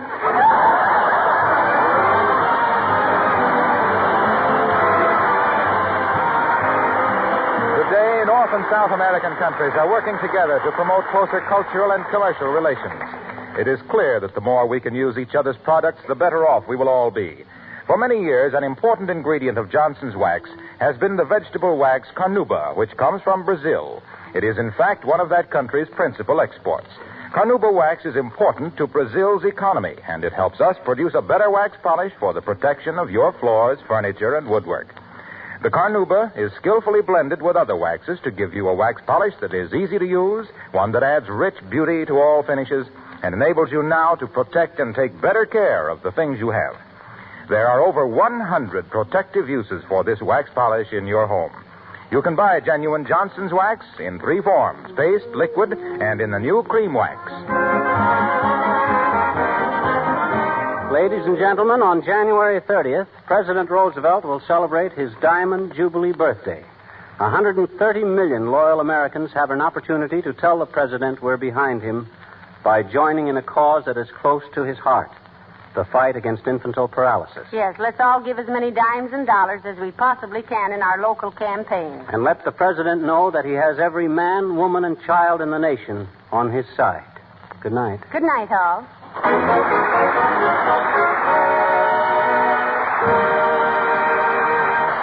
This is Harlow Wilcox, speaking for the makers of Johnson's Wax Finishes for Home and Industry, inviting you all to be with us again next Tuesday night. Good night. I can't tell you how you can get new tires for your car, but I can tell you the easy way to take care of the paint job and keep it new looking. Just give it an occasional treatment with Johnson's Car New, the sensational auto polish that both cleans and polishes in one application, 2 jobs in one. Car New is inexpensive, easy to use, gives your car back its original showroom shine. Don't wait. Buy a can of Johnson's Car New this week, spelled C-A-R-N-U. This is the National Broadcasting Company. The Johnson Wax Program with Fibber, McGee, and Molly.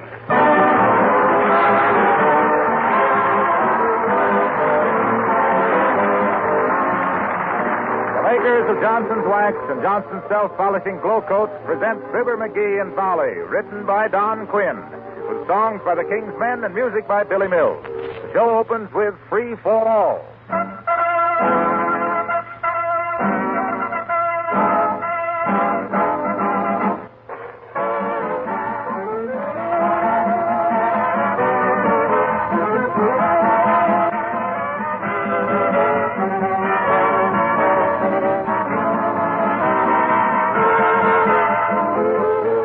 Is such an important room in the house, you can't blame a woman for wanting to make it cheerful and convenient. In the first place, it's her workroom, where she spends a good many hours. Also, it's a room where both neighbors and family like to visit. Why shouldn't it be a pleasant room with colorful curtains, convenient cabinets, and a beautiful, easy-to-keep clean floor? That, of course, is where Johnson's Glow Coat comes in. A floor that's kept sparkling with Glow Coat does wonders for your kitchen. Keeps it clean and bright with a minimum of work. And don't forget that the regular use of Johnson's Self-Polishing Glow Coat makes your linoleum last from 5 to 10 times longer. Now, you know, of course, that Glow Coat needs no rubbing or buffing. It's self-polishing. Glow Coat gives a floor lasting luster, has a flexible film that wears evenly and smoothly without chipping. And Glow Coat is economical because a little goes a long way. But for real Glow Coat results, don't be satisfied with anything but the original Johnson Self-Polishing Glow Coat with the familiar red and yellow label. Buy some tomorrow.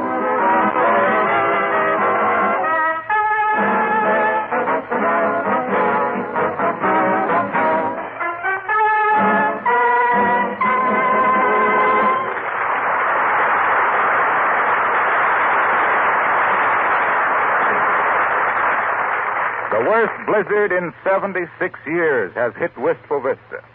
Snow has drifted up to the second-floor windows in some places, and this is one of the places, the home of Fibber, Magee and Molly.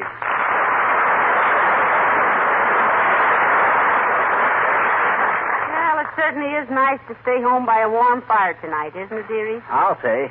Ain't a fit night out for a man or Hitler.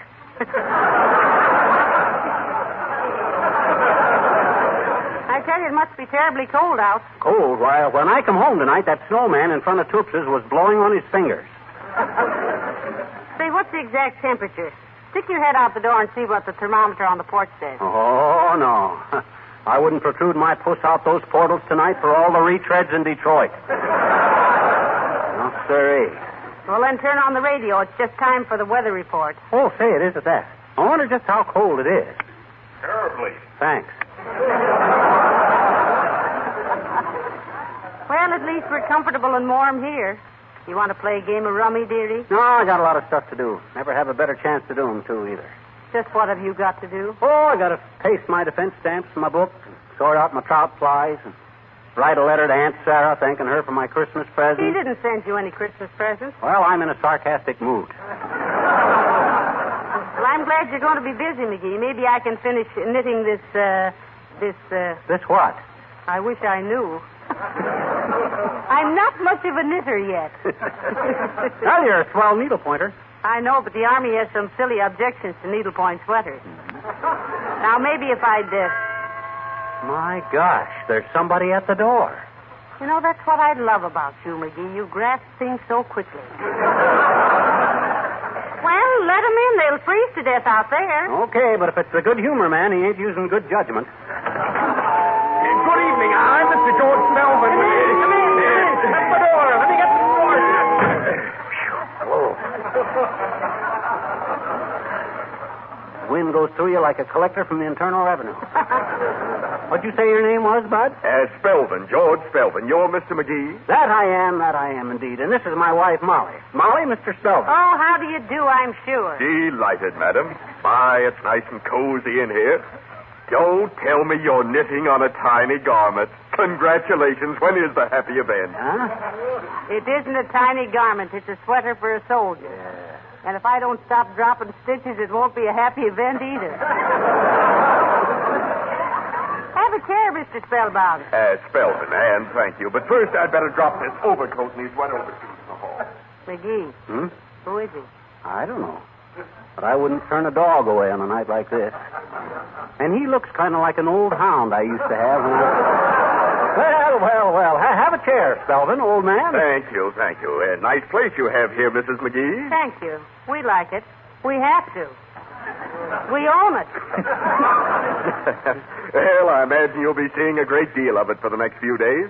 You won't be able to get downtown to a restaurant till this storm is over. Well, so what? Home is where the heartburn is, I always says. Did you want to see me about something, Spelvin? What? Oh, yes. Mr. McGee, I have a special message to you from the governor. Heavenly days from the governor. Maybe you've got an appointment, dearie. Well, it's about time. I volunteered for everything from air raid warden to mixing macaroons for Marines. What'd the governor say, Spelvin? Well, first, Mr. McGee, may I ask if you have a car? Every time I see it, I ask myself the same thing. Sure, I got a car, Bud. Tip-top condition, too. You're not kidding, McGee. That top tip's under any condition. Well, it really doesn't matter as long as it runs. Oh, it runs. That car will do 55 in second gear, Spelvin. And 30 in high. Oh, now, Molly, you're giving George here entirely wrong impression. You see, George... You don't mind if I call you George, do you? Oh, not at all. Glad to have you. Fine. You see, Spelvin, before we were married, my wife used to go with a guy that owned a Stutz Bearcat, and she never got over Never mind me, McGee. Huh? What did the governor say? Yeah, what'd he say, Spelvin? Well, the fact is, McGee, it's of the utmost importance that you... Oh, dear. Now who? You answered, McGee. I'm right in the middle of a mistake in my knitting. Okay. Excuse me a minute, George. Oh, certainly. I suppose somebody wants me to tie some hot coffee around my neck and go rescue their St. Bernard. Hello there, Johnny. Hey, can I borrow that? Come on in.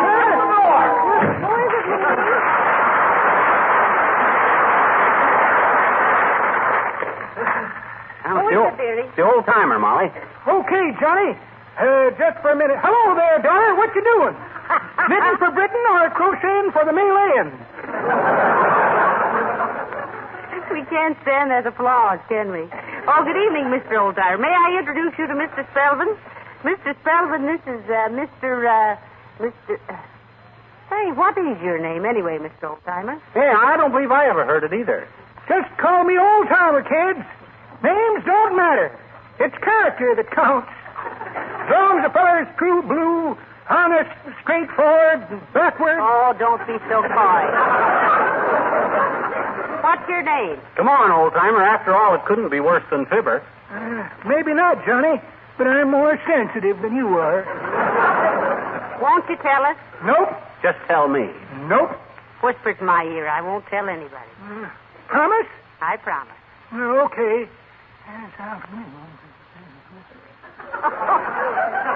Oh, heavenly days, it couldn't be. It is, though. Can you imagine? Mr. Spelvin, this is the old-timer. How do you do, sir? Well, hello, son. Sorry to butt in like this, kid. Just wanted to know if I could borrow a hot poker. A hot poker? No, I'm sorry, old-timer. Our poker's busted. What on earth did you want that for? Oh, me and my girlfriend. Your girlfriend? No, my girlfriend, Frances. Oh. We were playing in the snow along the street here, diving into snowdrifts. And all of a sudden, I missed Fran. Must have knocked yourself out in a fire hydrant or something. Anyway, she's under a drift someplace along here, and I was going to jab around with a hot poker. Oh, well, guess I can use a sharp stick. See you later, kids. Good night, Mr. Tailspin.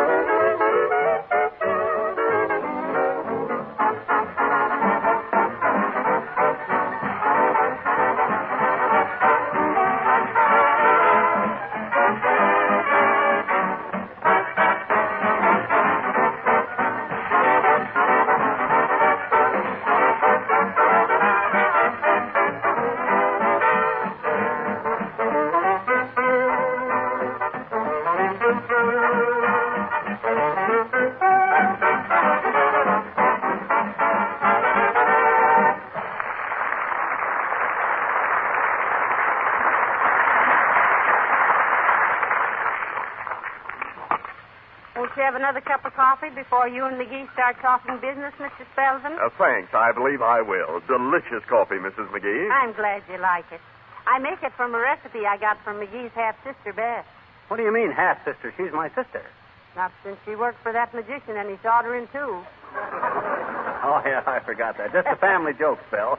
We always kid Bessie about wanting to go on the stage. Oh, is that so? Yeah. You know, I had a younger brother always wanted to go on the stage. Finally made it, too. Good for him. Yes, he was out in Desert Springs, Arizona once, and he wanted to go to Dry Gulch, New Mexico, but the trains weren't running, so he went on the stage.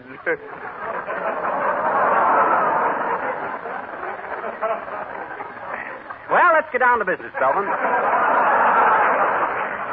As long as you represent the governor, suppose you tell me just exactly what he wants me to... Well, for goodness sake, more orphans of the storm. See who it is, McGee. Okay, excuse me a minute, Spelvin, while I see what no good this ill wind is blowing us. Oh, of course. Shut the door! Quick! Hey, Molly, Uppy's here. Come on in, Uppy. Oh, how do you do, Abigail? May I present Mr. Spelvin, Mrs. Uppington? Oh, how do you do? Not the Mrs. Uppington through whose window someone threw a rock. The very same, Spelvin, the very same. Will you have a cup of coffee, Abigail? You look awfully cold. Oh, thank you, I will, my dear. And I am cold. In fact, I'm quite numb. That's what I was telling Molly just this morning, Uppy. I says that Uppington trail is just about the... McGee. He said numb. Oh, Hey, what are you doing out on a night like this, Uppy? This kind of weather's only good for one thing. To keep the Germans rushing back from the Russian front.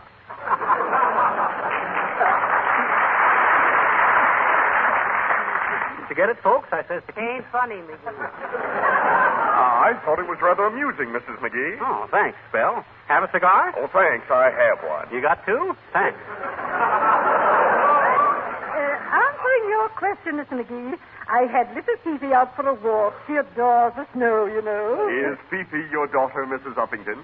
Fifi is a Pekingese, Mr. Spelvin. How interesting. I'd love to meet her. Chinese girls are so intelligent, I say. I'd love to discuss the situation. Fifi is a dog, Spelvin, and she ain't interested in the foreign situation. As I was saying, it was so blustery and so cold outside, I was frightfully afraid of being lost in the storm. And yours was the only light I could see for simply blocks, my dear.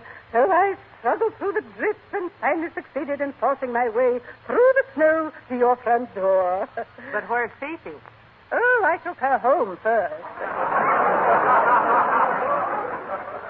Well, sit down and take a load off your eye millers, Uppy. Mr. Spelvin here was just about to give me a message from the governor. As a matter of fact, What we need is a doorman. Does anybody here know any unemployed Eskimos? Well, go see who it is, McGee. Okay, but... All right. Come on in, Marco. Come on in. Shut the door. Oh, boy. Oh, gee. Thanks, Fibber. My hands were so cold I couldn't find the doorbell. I had to hammer with my elbows. Haven't you got sense enough to stay home on a night like this, Harlow? Well, my conscience was bothering me, Fibber. I just ran across a book I borrowed from you a long time ago. Here. Oh, thanks. What is it? Oh, If Winter Comes. You sure this is mine? Yep. I borrowed it in 1925. Hey, is that coffee I smell? It is, and you do.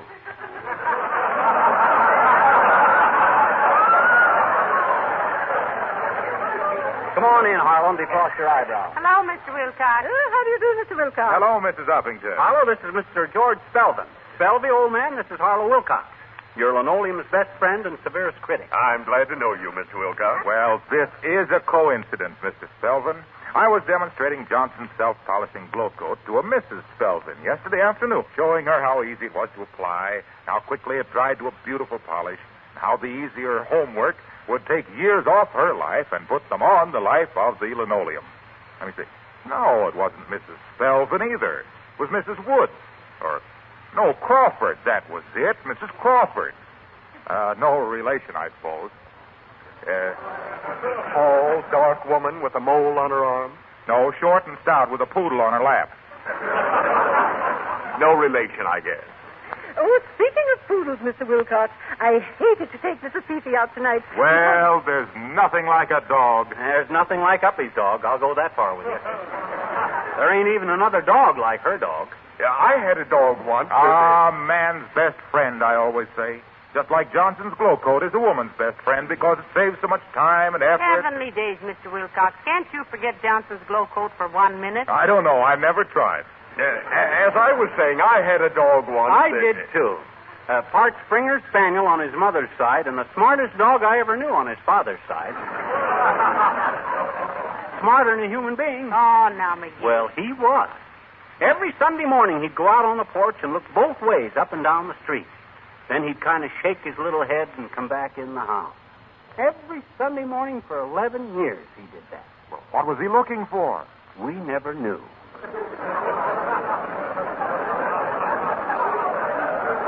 He knew, but we didn't. So he was smarter than us. I'll have another cup of coffee, too, Molly. As I was going to say, I had a dog once. That mud of George's is going to die of old age before he gets it into the discussion. Excuse me while I see who's at the door. Oh, hi, Trivia. Shut the door. Come on in. Thank you, McGee. I'm glad you dropped in, Latrivia. The conversation around here was going to the dogs. Hey, everybody, here's Mayor Latrivia. Hello, Mayor. I don't believe you know Mr. Spelvin, Your Honor. Mr. Spelvin, this is Mayor Latrivia. Yeah, I had a dog once. Oh, excuse me. I'm glad to meet you, Your Honor. How do you do? Are you a resident of our fair city, Mr. Spelvin? No, he don't vote here, Latrivia, so you can let go of his hand now. Mr. Spelvin represents the governor, Mr. Mayor. Oh, he does? Well. I see where Mr. Spelvin and I can spend a profitable few minutes together. We can have a cup of coffee, Mr. Mayor? Thank you, and an egg sandwich.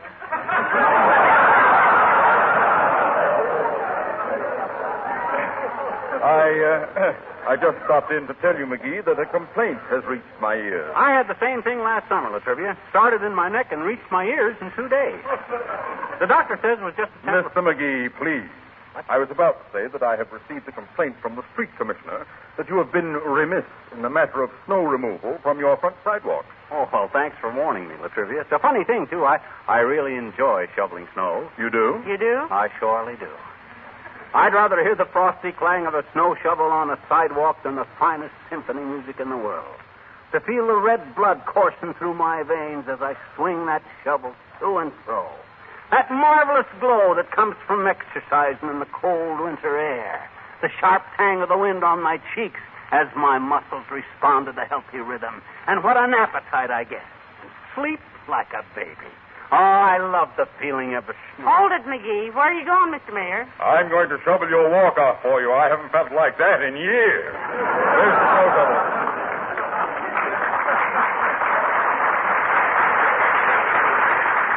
Snow shovel's right in here, Latrivia. Oh. Where, McGee? Right here in the hall closet.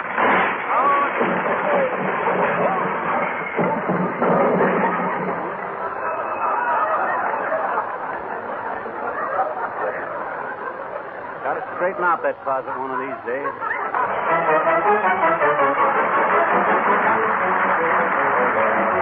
The King's Men sing Gay Ranchero. A gay ranchero, a caballero, can always find someone to pet. A senorita, a sweet pepita, her other loves will soon forget. If he's insistent and she's not distant, the senorita will confess. A gay ranchero, Si, si, si. a caballero. Si, si, si. He'd only ask. Ask and she'll say yes. Soon there'll be a fiesta with a blushing bride, and the gay ranchero standing by her side. He'll be so excited on his wedding day. Ask him if he loves her, and you'll hear him say, Si, si, tu amo. La señorita hermosita, estrellita. Si, si, tu amo. Cuando le doy todo mi amor, floracita del corazón. Oh, look at Pancho, back on his rancho, with his Pepita by his side. She thinks he's handsome, worth any ransom. To him she's still a blushing bride. The gay ranchero. So very happy is he. The caballero. So very happy is he. And all the world knows how they met. This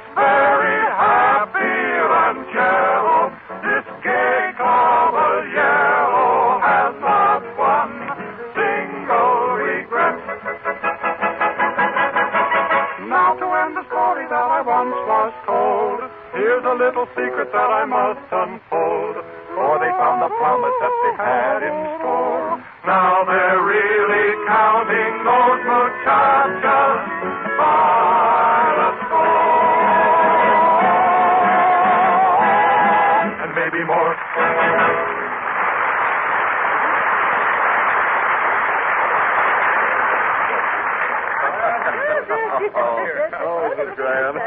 Hey, everybody. Yes, Mr. McGee? Look, I think the storm's letting up a little. Yeah, so if any of you want to get home before you really get snowed Oh, I don't want to go home, Molly. I'm having fun. So am I, Mrs. McGee, and I can talk to your husband later. Won't you join us, my dear, when you get through making the sandwiches?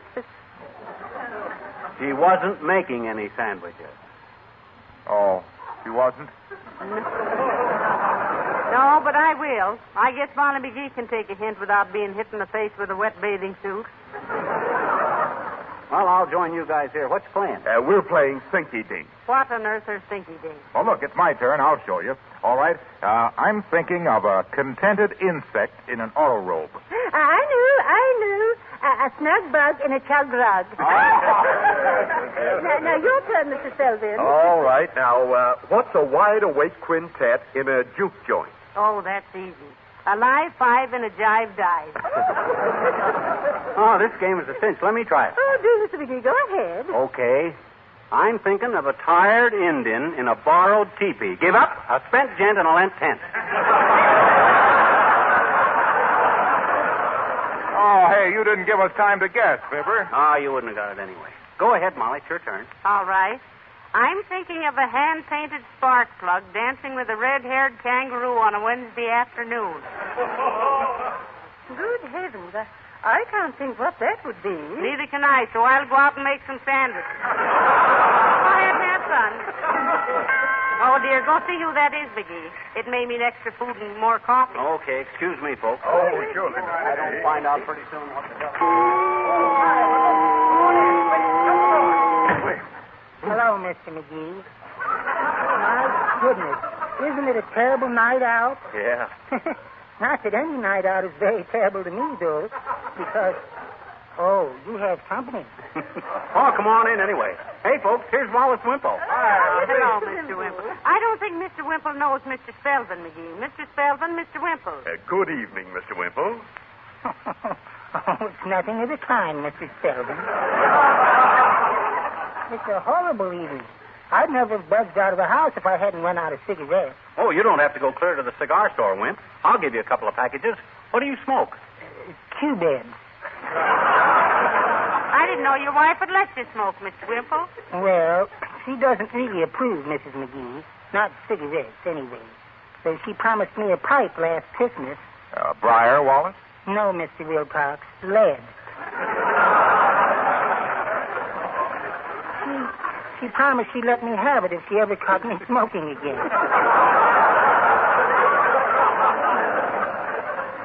You see, Sweetie Face is my wife, Mrs. Selvin. Oh, I see. Sweetie Face is simply obsessed with health fads. Oh. Why, sometimes for dinner, we just have a heaping plate of spinach apiece. Just spinach, Wimp? Just spinach. I pretend I don't know she has a filet mignon under hers.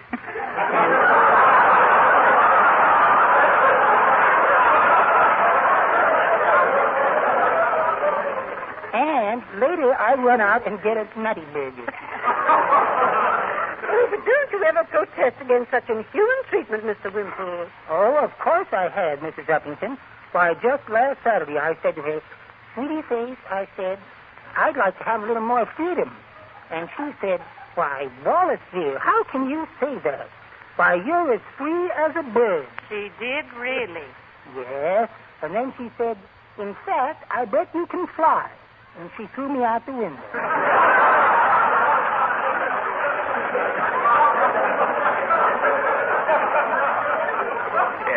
Your wife sounds like quite a character, Mr. Sweetie Face. Wimple Spelman. His wife's name is Sweetie Face. Oh, excuse me. Well, I wouldn't want anyone to misunderstand me. Sweetie Face is really a delightful person when you really get to know her. She says. Well, I must be running along, folks. It's been nice to see all of you. You sure you can't stay a while and play some games, Mr. Wimple? Well, if I do it, I better hit him.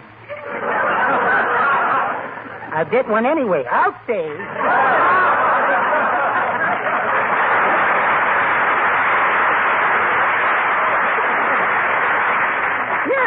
Now, let's all play games again. Now, who would suggest... Hey, just a minute, folks. Just a minute. What's the matter, McGee? Well, if you're welcome to stay all night and play all the games you want, but Mr. Spelvin come here tonight with a message from the governor. Now, I don't want to wait any longer to hear what it is. Well, we'll go in the other room, Fibber, and let you talk. No. Now, we want you all to hear it, don't we, McGee? Huh? Do we? Why, of course we do. I'm proud of it. Oh, well, I guess we do at that. All you people thought I was kind of unimportant around here, didn't you? Thought I'd never amount to anything. Well, there's going to be a few opinions changed around here tonight. Go ahead, Spelvin, old man. All right, Mr. McGee. Do you realize that your tires wear out twice as fast at 45 miles per hour as they do at 30? Why, certainly, we know all of that, but what is that... Driving habits are hard to control. So what's the best answer? An automatic control. Therefore... Hey, what's all this got to do with giving Fibber a state job? Yes, why does the governor need our car? That's what I've been getting at. It isn't so much that the governor needs your car as it is that your car needs a governor. Hey, what is this, Bud? Who do you represent? Well, you never let me quite explain that, Mr. McGee. I represent the Governor and Carburetor Corporation of New Jersey, and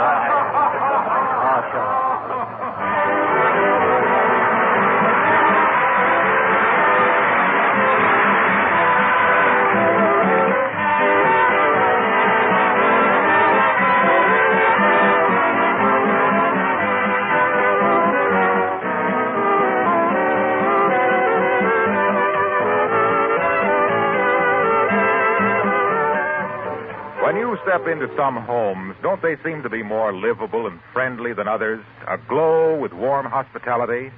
A wax-protected home is usually a warm, friendly one.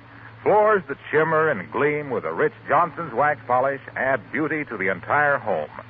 They are protected, too, against wear and dirt, actual money-saving protection, and they're so much easier to keep clean. But this Johnson's wax protection and labor saving doesn't stop with floors. Wax your tabletops, chair arms, woodwork also, and your windowsills, Venetian blinds, shelves, refrigerator, shoes, luggage, lampshades. Then you'll be practicing what authorities call protective housekeeping. Right now and during the next year or so, it's important to take extra good care of your things.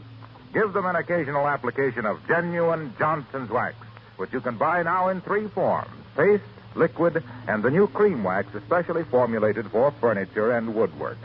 Oh, by the way, Johnson's wax is great, too, for Army boots and leather service equipment.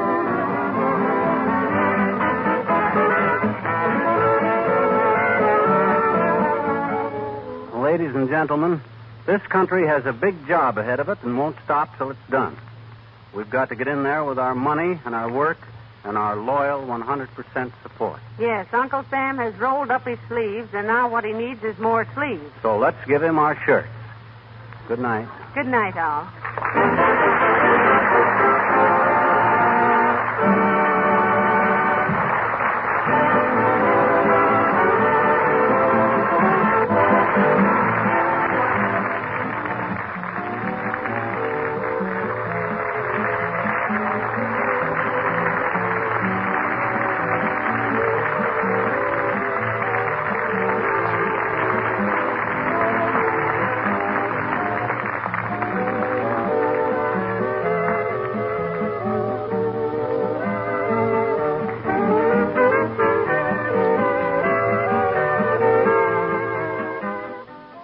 The Johnson Wax Program with Fibber, McGee, and Molly.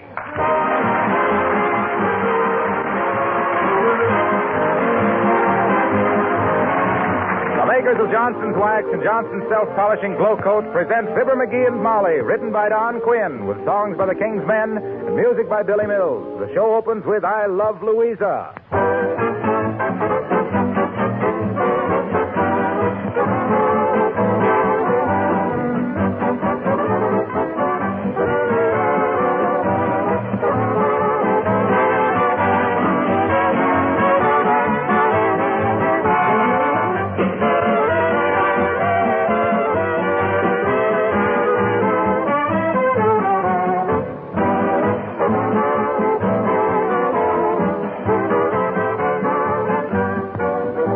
other night I was talking with a man who had just had the floors in his house completely refinished. In fact, he had just paid the bill. This time, we're going to take care of our floors, he told me. We're taking your advice about protecting them regularly with Johnson's Wax. Well, that's advice I give very freely on this program, and you're all welcome to accept it and save yourself expensive refinishing charges. It's really remarkable how much punishment floors will stand when they're given an occasional coat of genuine Johnson's Wax. Besides the money-saving protection, Johnson's Wax offers two other major advantages. First, the glowing beauty it gives to all floors, furniture, and woodwork. And second, the way it saves you work all during the year. Be sure, however, that you get the original and genuine Johnson's Wax, available in paste, liquid, or cream wax form.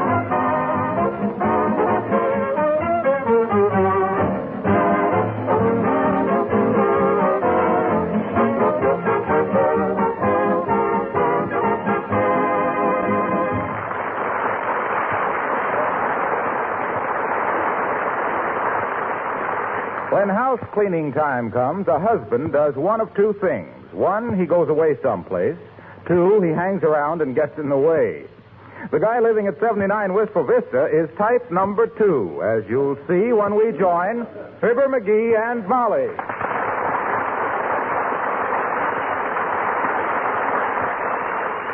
Now, Magee, if you're not going to be any more help than this, I wish you'd take the afternoon off. Go to a movie or something. I might call Billy Mills and go bowling. Well, why don't you? I can't. Billy hates bowling. Well, why don't you go down to the cigar store? You and the other hangers-on down there haven't settled the world situation for a long time. Those mugs don't know what it's all about. They're too fat to fight and too wise to know anything and too dumb to catch on when I try to explain things to them. You being the authority, I suppose. Why not? I read the papers and study military tactics. All them drips do is stand around moaning about their tires. Say, this tire shortage is certainly going to put the country back on its feet again. I don't care. I like to walk. Remember last summer, Molly, when I was always planning to pack a lunch and get up early on some Sunday morning and take a long hike out into the country? Well, I remember you planning it, but you never went. Yeah. Well, I hate to go away and miss reading the Sunday paper. Well, you could have taken the Sunday paper with you. Oh, yeah? I know a guy that carried a Sunday paper 2 miles once. He's been bow-legged ever since. Well, now, if you're not going to help me with this house cleaning, I wish you'd go out someplace. Okay. But now, listen. Comb your hair first. I just did. Well, what'd you part it with, a corkscrew?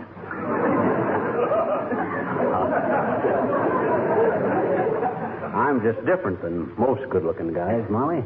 Instead of curly hair in a straight part, I got straight hair in a curly part.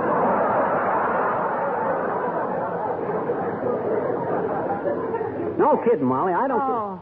What's the matter? Hurt your hand? Oh. Molly, what's the matter? Magee, my ring. My engagement ring. Huh? It's gone. Gone? Oh, my gosh. Hey, maybe you took it off to wash your hands or I something. never take it off. Oh, dear. My beautiful engagement ring. It'll break my heart if I lose that now. Well, where did you see it last? Right here on my left hand. Oh, dear, if I only... No, I mean, where were you I had it this morning, and I haven't been out of the house. Now, let me see. First, I built a fire here in the fireplace. Well, maybe you dropped it in the fireplace. Oh, heavenly days. Scrape the ashes all out and sift them, Magee. Huh? I look upstairs, and then you get the vacuum cleaner, and we'll... Oh, dear. Come in. Oh, hello, Mrs. Uppington. How do you do, my dear? And Mr. McGee. Hi, Uppy. Now, watch where you plant those big... watch where you step, Uppy. We lost a diamond ring around here someplace. My engagement ring, Abigail.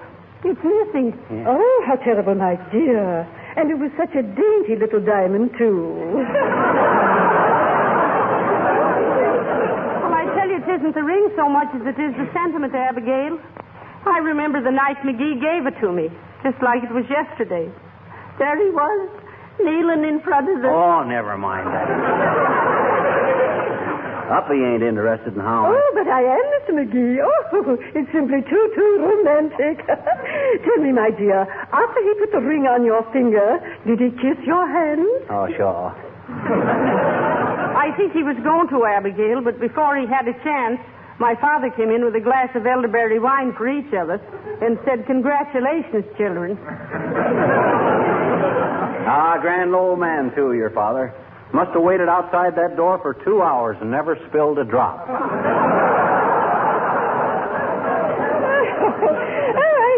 I hope you were married right away, my dears. I never did believe in long engagements. Neither did McGee. Particularly after we went into vaudeville. You know, we never played a theater more than 3 days. Oh, good heavens. Were you in the theater? Oh, why, sure. Oh, how utterly fascinating. I was an actress once myself. Oh, Whoopee. I remember you. Didn't you used to have an iron jaw act? Swinging on a rope by your teeth and waving a little American flag? Now, please, Mr. McGee, I was never in vaudeville. Oh. I played only Shakespearean roles. Juliet, you know. Oh, we played Joliet, too. Sure, Joliet, and then we went to Kankakee and Decatur. No. Not Joliet. Juliet, my dear. Oh, what fun. My leading man fell in love with me. Poor dear P. Jarvis. P. Jarvis? Yes, his name was John P. Jarvis, but I always called him P. Jarvis. That was cute. Well, whatever happened to, I don't like to be nosy, Upsy. Oh, but he went away to make his fortune, but I've never seen him since. Well, didn't he leave any message when he left, Abigail? Yes, he left a note saying that someday he would return, and when he did, Oh, good heavens. I wonder. You wonder what? He said that some night he would return and toss a pebble at my window. Oh, my. Do you suppose? Oh, but it couldn't. But still, I must have this investigated at once. Goodbye.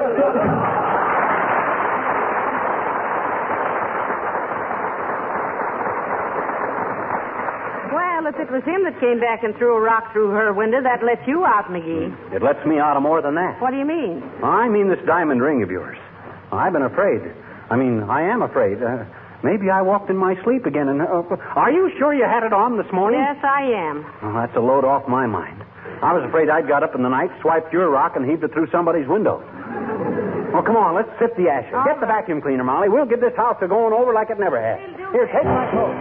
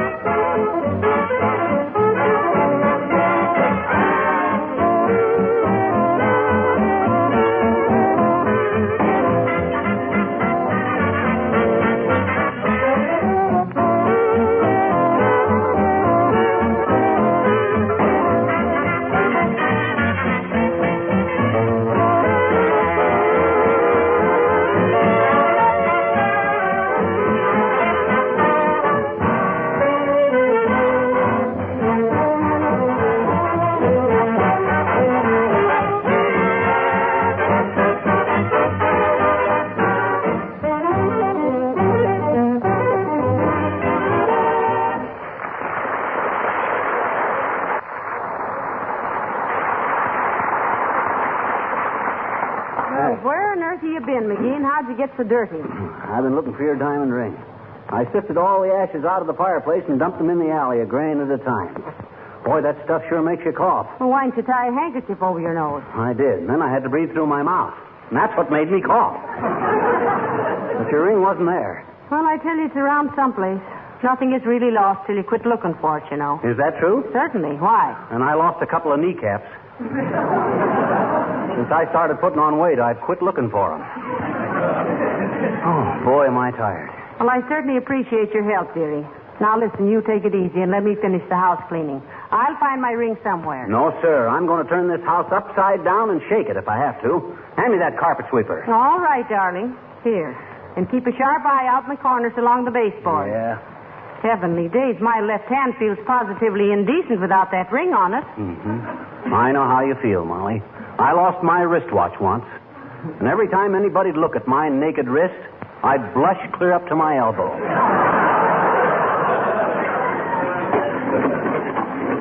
Listen, dearie, be sure to look under the edges of the rugs, won't Don't worry. Old Eagle Eye McGee is on the job. We'll get you. Oh, I wonder who that could be. Look out the window. Huh? Is there an armored delivery truck out there? No. Well, then it can't be the grocery man with my 2 pounds of sugar.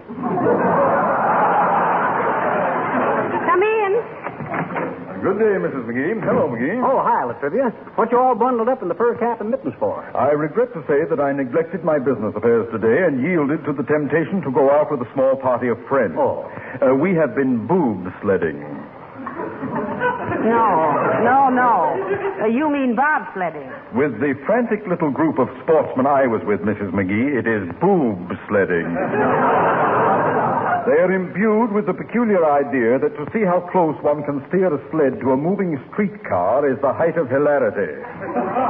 Well, it is kind of fun at that, Latrivia. Yes, I imagine it would appeal to you, too, McGee. You're the type that rocks rowboats and wears ladies' hats at parties.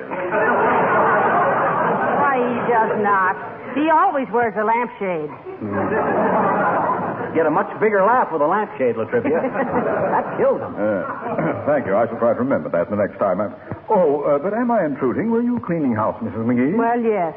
And then I lost my diamond engagement ring, Mr. Mayor. So we know it's around here someplace. Oh, I'm sorry. Do you mind if I take a look around? I'll be glad to have you, Latriv. Go ahead. Well, I don't see it anywhere. You couldn't have found a flat car and a phone booth in that length of time. My eyesight is very penetrating, McGee. Oh. In fact, I was quite a student of mesmerism at one time. What's mesmerism? Mesmerism. Hypnotism. Like this. Look me in the eye, McGee. Which one? Either one. Oh. Now relax. You're slowly coming under my dominance. You have no will of your own. I've been telling him that for years, and I'm no hypnotist. Please. McGee. All right, McGee. When I snap my fingers, you are completely subject to my orders. There. You see, Mrs. McGee? His mind is a blank. Look at that glassy stare. That's the way he always looks when he does crossword puzzles. Isn't it, McGee? Isn't it, McGee? McGee? Well, heavenly days, he is hypnotized. Of course he is. Watch this. McGee, you are an Airedale. A big, brown Airedale. Speak. Isn't that wonderful? Look at him trying to wag his tail. No. Get down. Stop jumping up on me. Down, doggy. Down. Ow! He bit me in the leg. Let me out of here. Well, aren't you going down and hypnotize him first? Oh, he'll come out of it shortly. I don't want to... Here! Get away from me! You brute!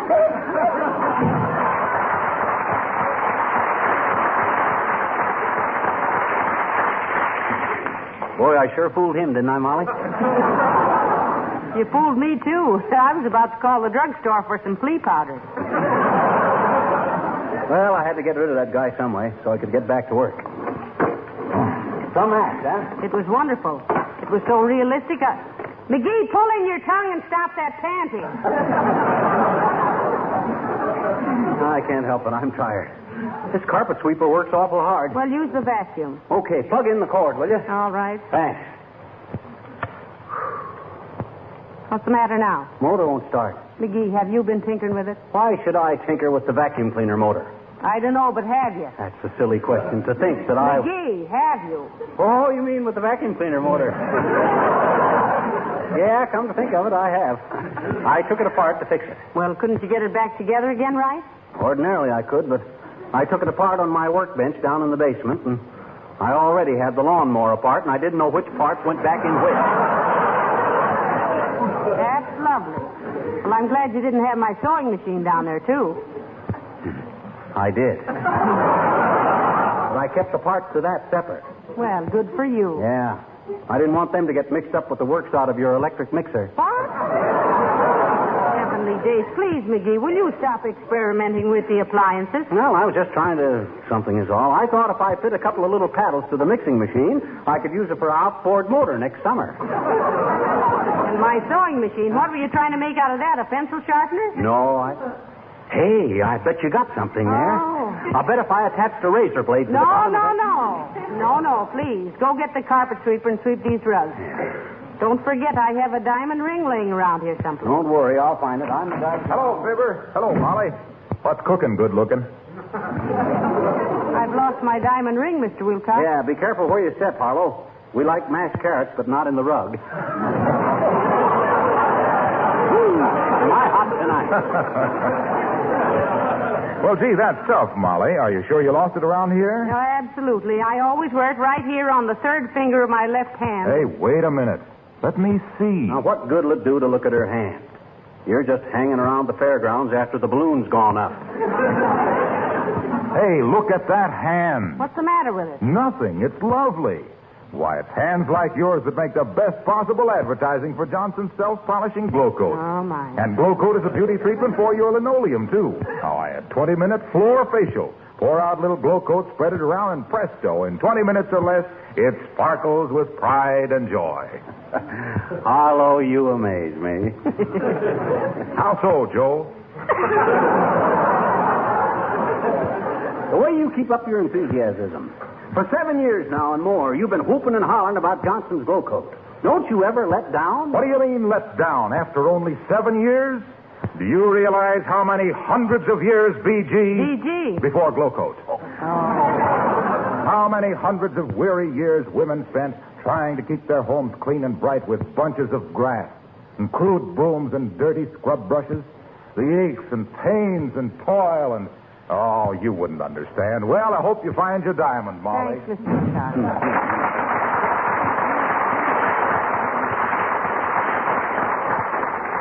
He certainly loves his work, doesn't he, dearie? Yeah, you know what he did? He went down to the Red Cross yesterday and gave him a pint of Glow Coat. Told him it was his lifeblood. Well, this ain't finding that diamond, Molly. Move that chair, will you, so I can sleep on it. All right.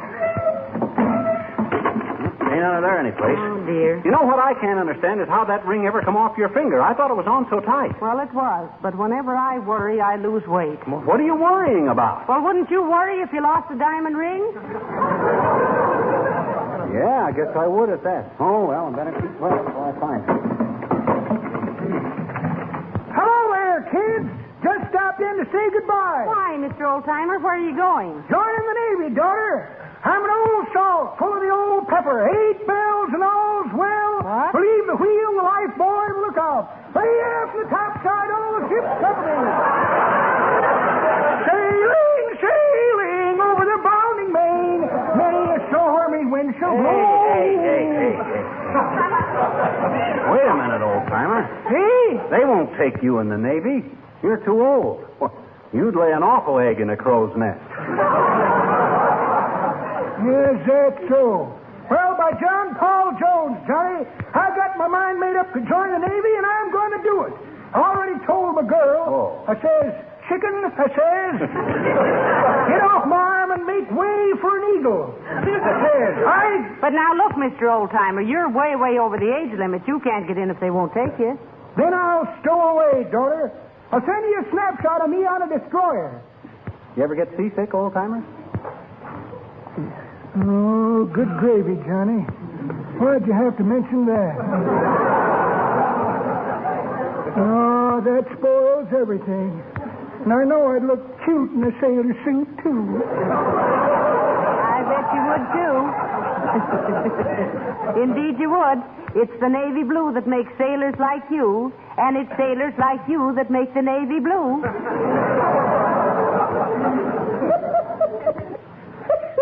That's pretty good, daughter, but that ain't the way I heard it. The way I heard it, one feller says, t'other feller says,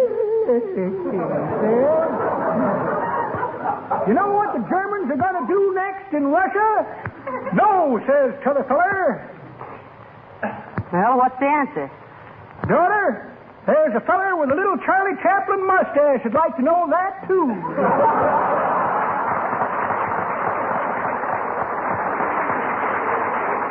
Well, I'm still going to try and get in the Navy, kids.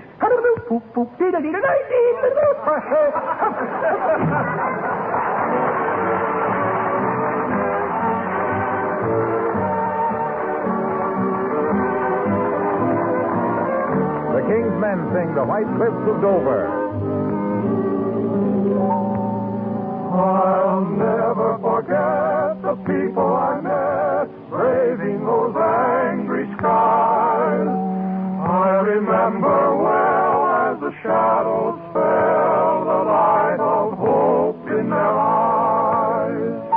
And though I'm far away, I still can hear them say, thumbs up. For when the dawn comes up, there'll be bluebirds over the white cliffs of Dover. Tomorrow, just you wait and see. There'll be love and laughter and joy ever after. Tomorrow, when the world is free. The shepherd will guard his sheep, the valley will bloom again, and Johnny will go to sleep in his own little room again. There'll be bluebirds over the white cliffs of Dover. Tomorrow, when the world is free. The stars will be bright and clear. The sky will be blue again. And no one will ever fear. And dreams will come true again. There'll be bluebirds over the white cliffs of Dover. Tomorrow, just you wait and see.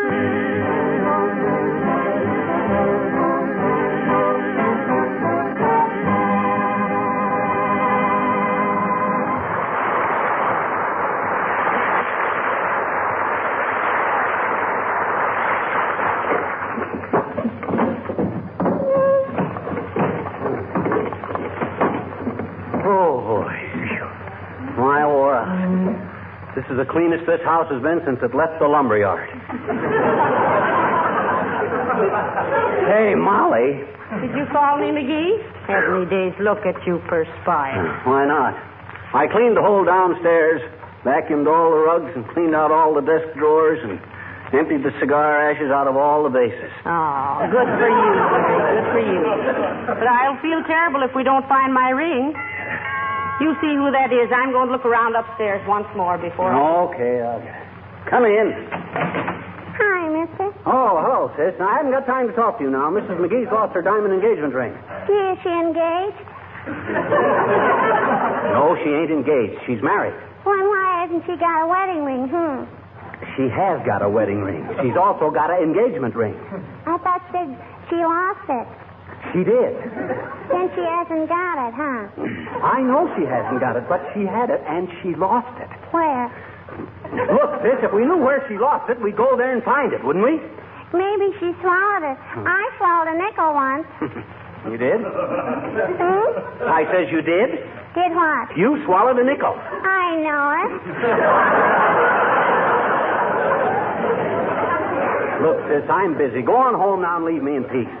Come back in the spring and we'll chase butterflies together or something. Go on now, beat it. Okay, mister. Well. But spring won't be here for 6 weeks more. Who said so?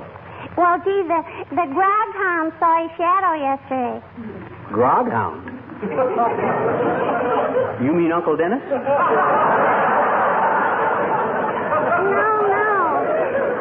No, the groghound, like a little dog, kind of. Oh, you mean mean the groundhog? Sure. Well, I guess that proves it all right, sis. They say the groundhog is always right. Do you think so, mister? Absolutely. Nature gives them little animals an instinct for that kind of stuff like that there, sis. That's how the robins know where to fly down to where it's warm. And how the bears know when to go to sleep for the winter. And how the little moths know when to start munching on your best babies. I guess you never thought of that before, did you, sis? Sure I have, I bet you. Oh, you have, huh? Sure. But I always kind of laughed it off, mister. Huh? Because anybody with the brain of a bumblebee knows that a groundhog is just a stupid little quadruped that wouldn't know February 2nd from National Apple Week. And hardly a proper source for intelligent meteorological forecasting. So long, lunkhead.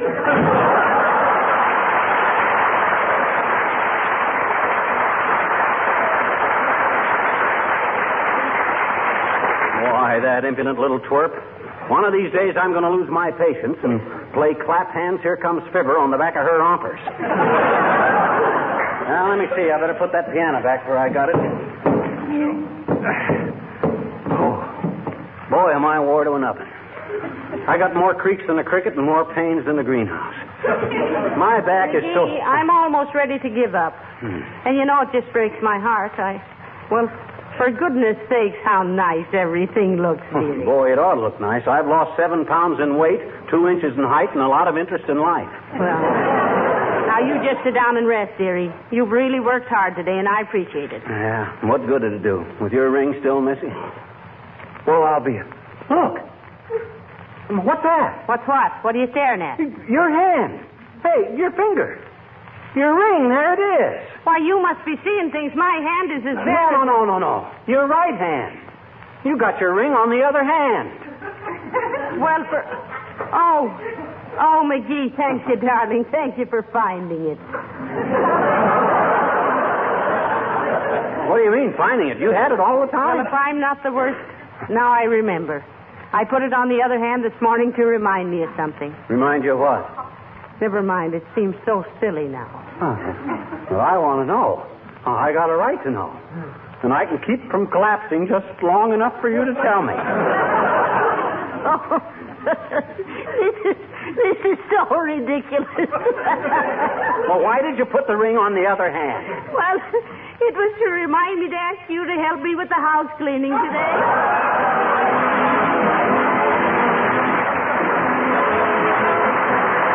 In bad weather, when the butcher, the baker, the candlestick maker come tramping across your kitchen floor with wet and soggy feet, your linoleum needs extra protection. Give it that protection with Johnson's self-polishing glow coat and see what a difference it makes in your daily work and in the appearance of your kitchen. As a matter of fact, it's when your floors get this extra punishment that you can see what a wonderful polish glow coat really is. It has a flexible film, which means that it wears evenly without chipping. It has a lasting luster, gives floors sparkling beauty that brings out and preserves the fresh colors of the linoleum. And Glow Coat is economical because a little goes a long way. Glow Coat is self-polishing, needs no rubbing or buffing. You simply apply and let dry. But for Glow Coat results, be sure you get the one and only Johnson self-polishing Glow Coat. Hey, Molly, you know what? No, what? I made up my mind I'm going to quit joking about not using our car so much. You know, this is a serious business. I think our support of these wartime restrictions ought to be absolutely... tireless. Yeah. Good night. Good night, honey.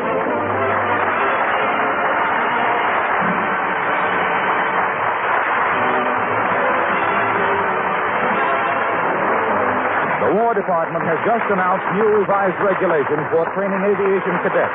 Under these new rules, men between 18 and 26, married or single, with or without college education, are now eligible for the Army Air Corps. More than 2 million more men may now join this exciting branch of the service and play an important part in America's all-out victory program.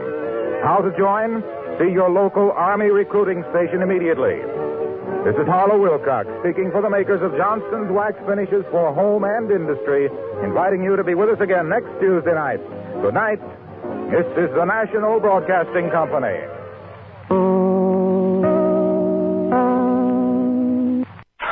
The Johnson Wax Program with Fibber, Magee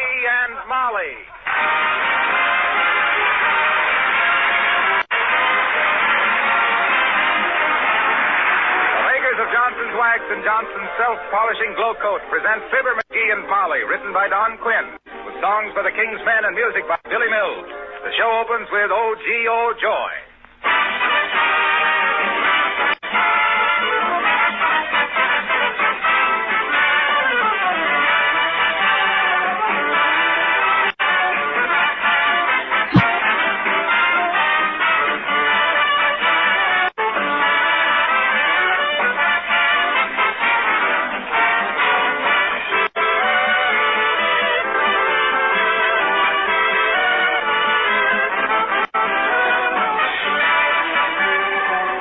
Like these, some speakers and writers have a tendency to use big phrases and words when small, simple words might be better.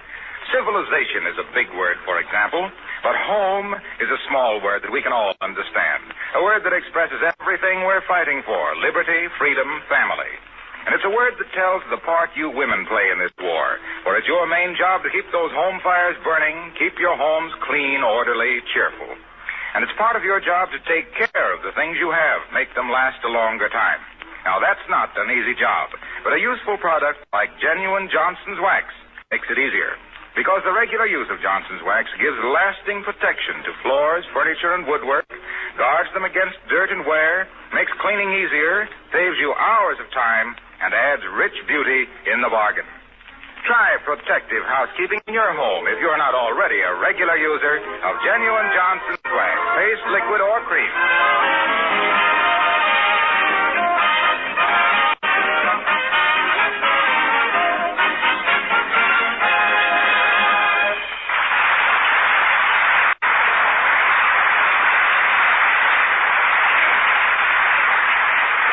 If Alexander Graham Bell could have foreseen that people would pick up his invention and say, "Guess who this is?" he'd have dropped the whole idea. If Edison had known that his phonograph would wind up playing Chattanooga Choo Choo, he'd have spent more time on the electric light. That's how it is with men who have ideas, men with vision, men who do things, men who... Well, you'll get a rough idea listening to Fibber, Magee and Molly.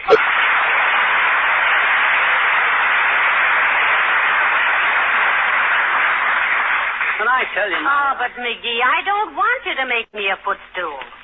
I want to buy this one advertised by the Bon-Ton. That rickety, unseasoned, hammer-scratched, not wholly hunk of driftwood?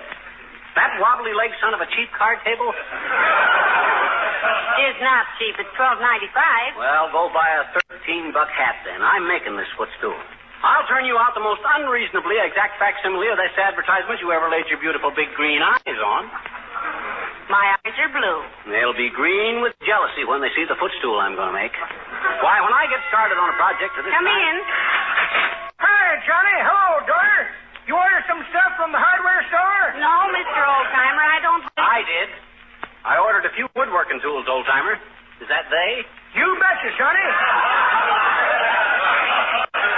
3 chisels, hand drills, scrapers, spirit level, crosscut saw, and some brass tacks. How much, old-timer? Well, let me see now, Johnny. $1.5, 4, 7, 35, 18, $9.62, including the coffee. What coffee? Did you order coffee from the hardware store, dearie? No, I didn't. Now, look, old-timer, what's the idea? Now, wait a minute, Johnny.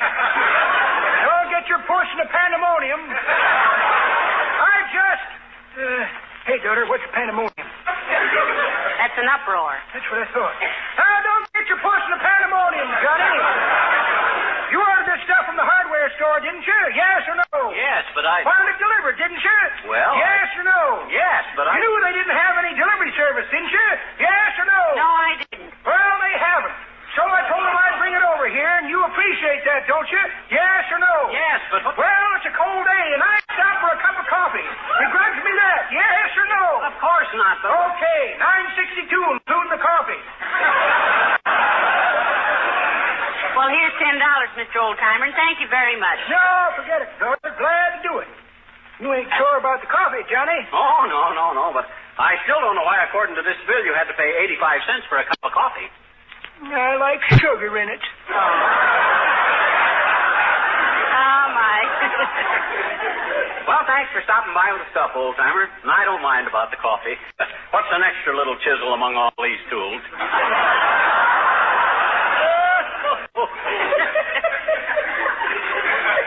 That's pretty good, Johnny.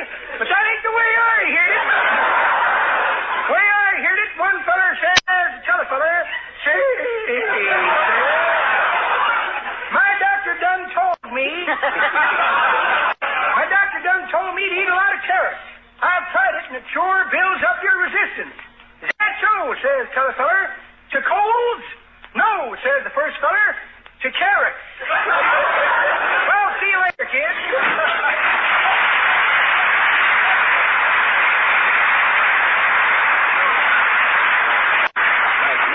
McGee. Huh? When did you order these tools? Yesterday, when you first started thinking about the footstool. Say, I didn't realize you knew I was even looking at that advertisement. Have you got eyes in the back of your head? No, but I got a head in the back of my eyes. Now, look, you know what I'm going to do? Wait till I cross my fingers. All right, what are you going to do? I'm going to bring my tools and stuff upstairs here and work in the living room. Oh, no. You might wake Uncle Dennis, McGee. He's asleep, you know. He is? I thought he was going out with a bunch of fellas for some gin rummy. Well, he did, but when he found out it was a card game, he came home.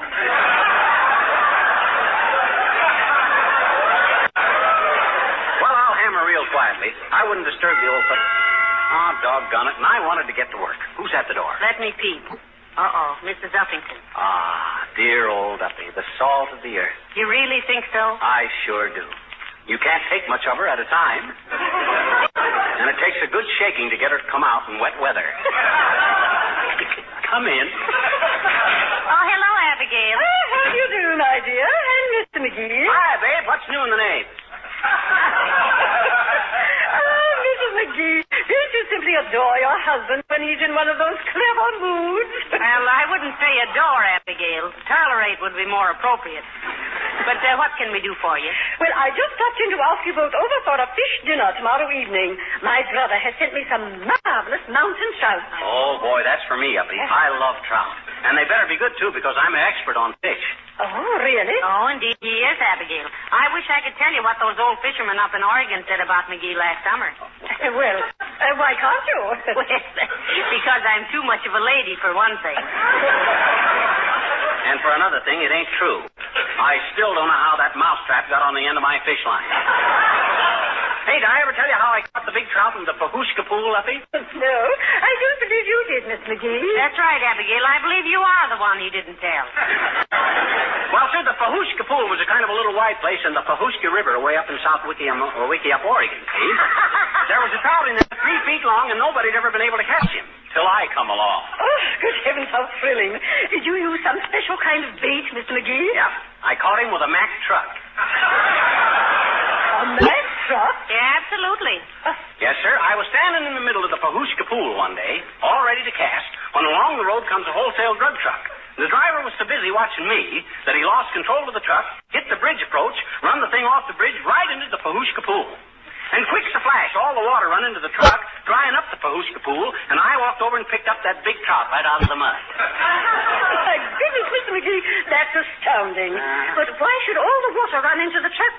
It was hauling a load of sponges.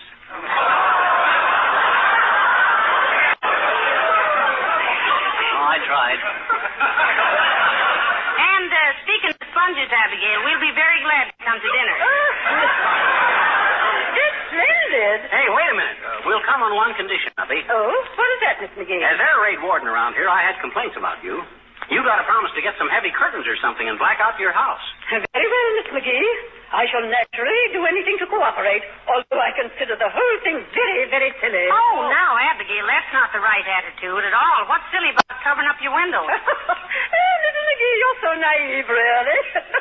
Don't you realize, my dear, that if the Japanese or the Germans should come to Wistful Vista, they'll be far too busy to go about peeping into people's windows.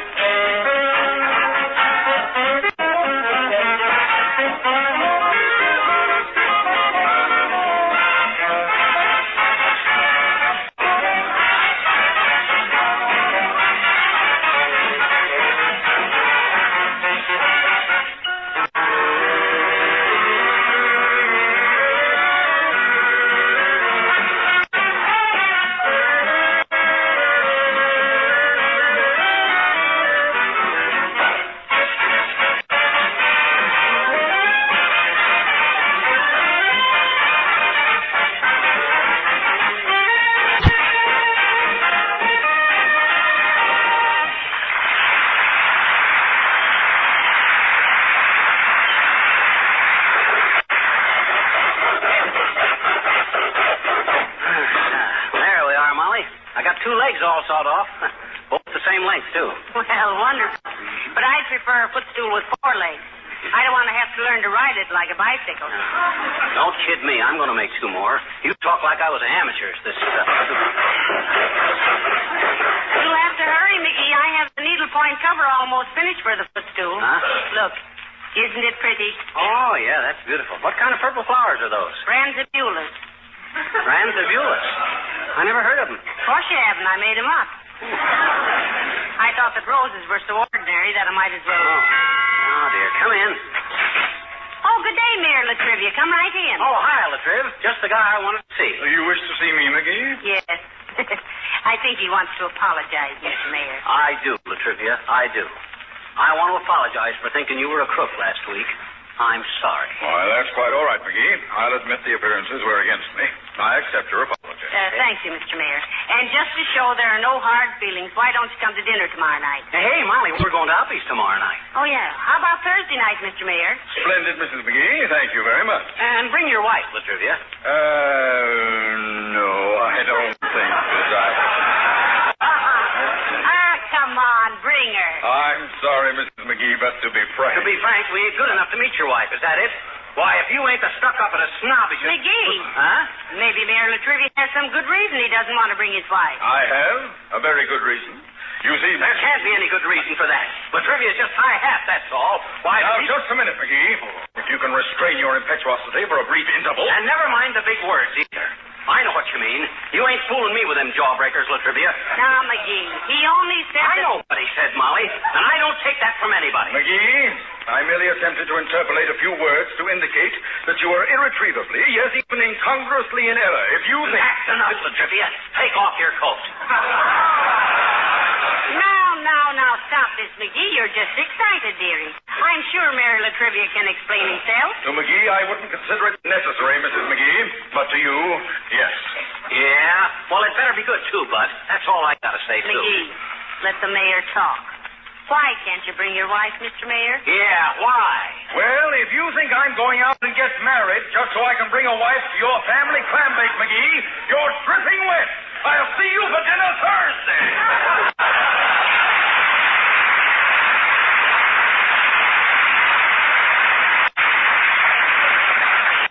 Well, now aren't you ashamed, McGee? Shamed and chagrined. How did I know he wasn't? Gee, that was a natural mistake. You know, I thought he was married myself. Yeah. 70 days, McGee. If you could get a lovely girl like me, certainly he ought to be able to find one. Well, I suppose that's the difference between having a character and being one. Now, what was I doing before he... Oh, yeah. Now, listen, don't get sawdust all over my rugs, dearie. Oh, don't worry. I got newspapers spread around, haven't I? Only amateurs make a mess of this stuff. I'm an expert. So you've told me. You certainly talk a wonderful little footstool. Well, I build one, too. I remember one time... Hey, where's the saw? In your hand. Oh, yeah. I know one time I just was not to saw it. Now you not told me. Black and fish fruit. So I said, okay, I'll get the fruit in. Well, that's 43 cents on the milk, see? Then he put the fruit. I see that. I'll put it in the sun. Oh, sure, but it's going up there. All of them was you thing I ever saw. And to this day, they don't know how I did it. Well, neither do I. And furthermore, dearie. Hello, folks. What are you doing? Oh, hello, Mr. Wilcox. McGee's making me a footstool, he says. It's going to be a honey, too, Harlow. I love working with wood. Ah, so do I. Oh, are you a carpenter, too, Mr. Wilcox? No, I would say that, Molly. I don't think I could stand it. Stand what? Oh, sawing wood, pounding nails into it, cutting it to pieces, scratching it all up. It'd break my heart. You know why? No, why? Don't go away, folks. Our Mr. Wilcox feels very deeply about certain things, and we don't like to discourage the enthusiasms of a grown boy. Makes him sensitive. Why don't you like to do carpentering, Sonny? Well, I guess I've spent too many years selling people on the idea of protecting and beautifying wood surfaces. Fibers, you know, Johnson's wax. bringing out the natural luster and charm of furniture and floors, showing people how they can protect their wood, not deface it. I understand perfectly, Mr. Wilcox. Sure you do, Molly. Any housewife understands. They know that with Johnson's Wax, their woodwork and furniture and floors are practically everlasting, to say nothing of ever beautiful. Just like Johnson's self-polishing glow coat preserves and protects linoleum against dirt and wear. And there's never been a time when it was more important to take better care of our possessions and make them last longer. You see what I mean? You see what I mean, folks? He means it. Well, why shouldn't I? Oh, you should. You should. But is it really true, Harlow, that you wrote your congressman and told him to start a movement to have the capital of the United States moved to Racine, Wisconsin? Oh, that was just a suggestion. But look, what I came over for was to ask about Lillian. Oh, our horse. Well, she's just fine, Miss Wilcox. Oh, that's good. Look, I brought her a little gift. Oh, look, Molly. 4 horseshoes made out of felt. Yeah, just something for Lillian to wear lounging around in the garage. Those open-heeled iron shoes of hers must get pretty tiring on that cement floor. Just tell her they're from Uncle Harlow. So long now.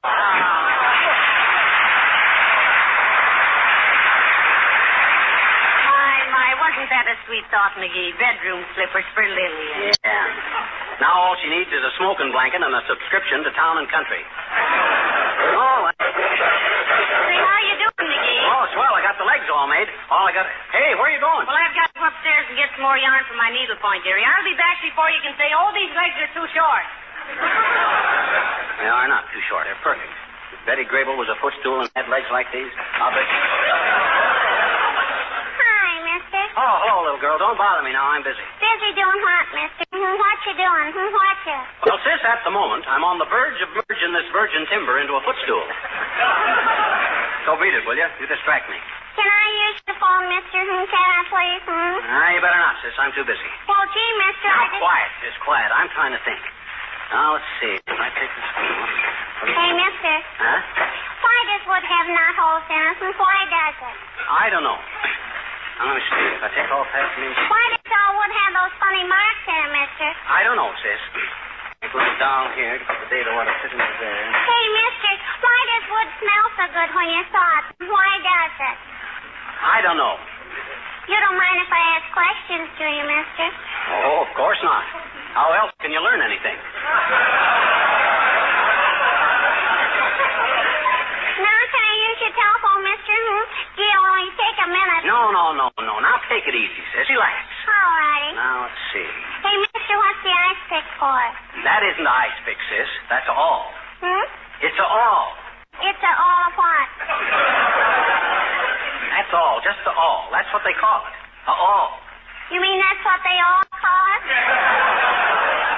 Sure. But what is it? I just told you it's a all.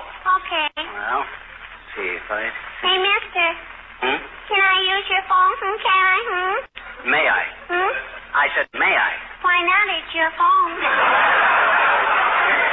You shouldn't say, can I do this or that, sis. You should say, may I? May I what? Well, may I use your phone? Or whatever it is you want to do. What do you want to do? I want to use your phone. Can I? Okay. Go ahead and use it, but make it snappy. Okay. Hello? Police department, please. Hey, you know somebody in the police department, sis? No. Well, then you haven't got any business bothering me. Okay, mister, I just want to tell Well, never mind. They ain't interested in your cat running away or your tortoise being turtle napped or... But gee, mister, this was important. What's important? Come on, tell Uncle Fibber all about it. Well, when I came past Uncle Fibber's house, I saw some men taking a spare tire off his car out in front, and... You did, huh? Well, that's very interesting. Now, let's see. What? Driving my spare tire? Get back on that phone, sis. Call the police. Just don't stand there. Do something.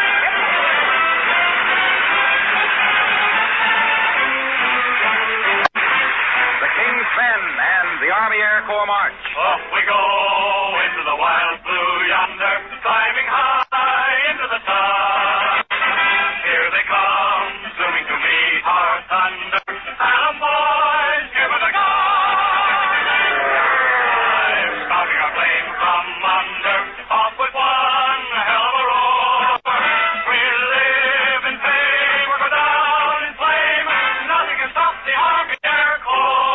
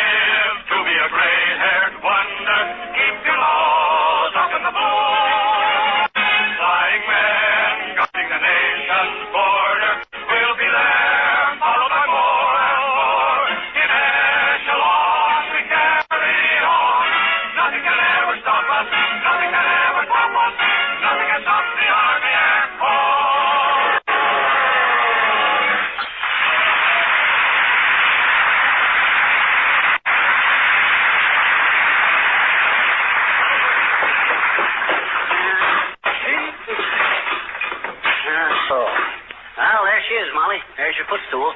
All done. Good for you, McGee, and a handsome job, too. Thank you very much. Oh, it was nothing that any red-blooded American boy couldn't have done. All it needs now is a coat of shellac and some Johnson's wax, and you'd never know it from the picture in the advertisement. When I think of what I... Come in. Package for Mrs. McGee. Sign here, please. All right. And thank you very much. Oh, that's okay, lady. If circumstances was reversed, and I was the customer, and you was the delivery man, I'm sure you would be glad to be of service, too. That's the way I feel about it. Philosophical.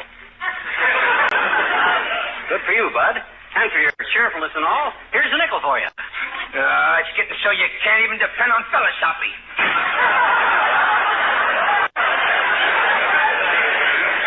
What's in that package, Molly? More yarn for your needlepoint? No, I just thought of it. Oh, for the love of Mike. Come in. Hello, folks.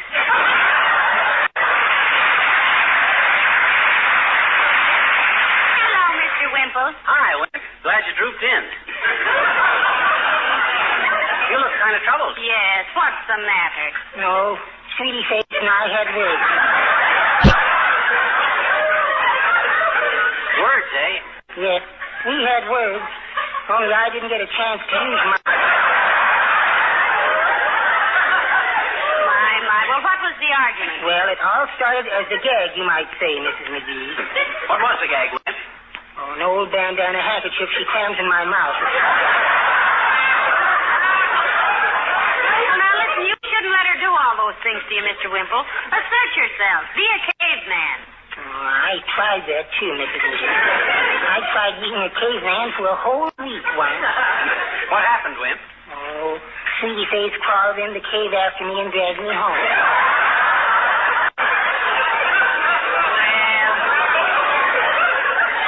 Now, you just wait. Someday it'll all change, Mr. Wimple, and you'll make her respect you. I really hope so, Mrs. McGee. Sometimes I think I just can't stand it any longer. Like yesterday, for instance. I really gave vent to my feelings then. You did, really? Oh, indeed I did. I was really in a rage. I said, look here, Sweetie Face, I said, I've had enough of this treatment. From now on, I'm going to be the boss around here, I said.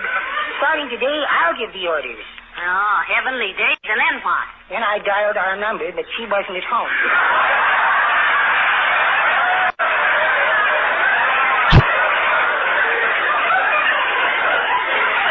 Some night you'll say that stuff in your sleep, Wimp, and then you will be in a pickle. Oh, I know, Mr. McGee.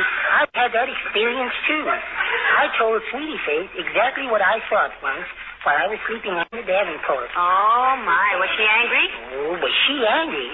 First, she picked up a book like this and threw it through a window like this. Wait a minute, Wimple. We didn't mean And then she threw a lamp on the floor like this. Oh, no, please, And then Mr. she Wimple. reached into her legs and picked up a little footstool like this and literally tore it apart. Hey! No, I just made that footstool, Wimple. Don't do that with my footstool.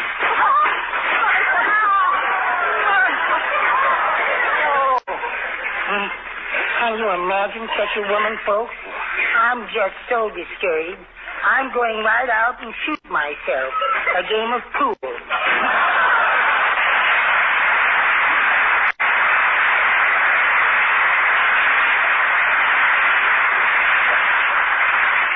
He's discouraged. Can you imagine that? Look at that broken window. Look at the floor lamp. And don't look at those. Look at my new footstool. Smashed to smithereens.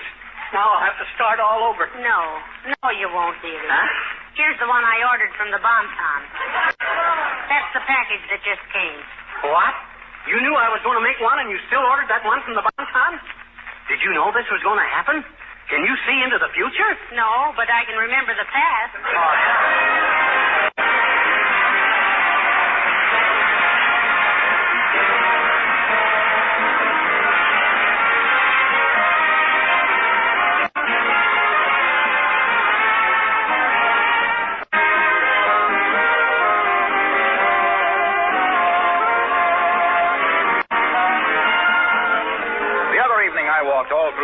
Looking things over carefully to see which ones would be difficult to replace. When I got to the kitchen, I, of course, noticed the stove, refrigerator, and other items made with metals. And then all of a sudden I realized that our linoleum is made of ingredients that aren't easy to get. I'm glad we have Johnson's self-polishing glow coat in our house so we can protect that linoleum and make it last. Linoleum which is protected with glow coat regularly will last at least 5 to 10 times longer than if it's unprotected. Glow coat has other primary advantages besides protection. It saves work because it's self-polishing, needs no rubbing or buffing, and it makes kitchen floors beautiful, keeps the colors bright. If I were you, I would protect my floors from now on with Johnson's self-polishing glow coat.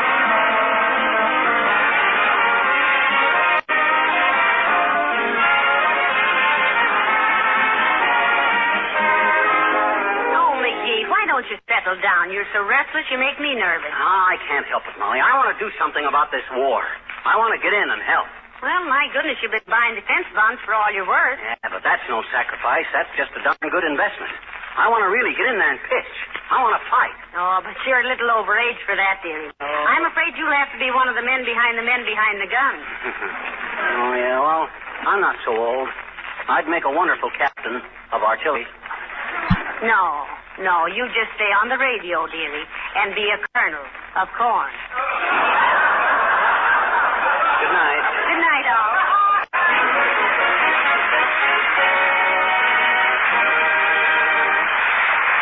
This is Harlow Wilcox speaking for the makers of Johnson's Wax Finishes for Home and Industry, inviting you all to be with us again next Tuesday night. Good night. In that program for taking better care of your automobile, don't forget the finish. If you want your car to be good-looking 2 years from now, clean and polish it occasionally now with Johnson's Car New. That remarkable labor saver that both cleans and polishes in one application. 2 jobs at once in quick time. Car New will keep your car new-looking with a minimum of work and at low cost. And you'll enjoy driving ever so much more. Ask your dealer for Johnson's Car New, spelled C-A-R-N-U.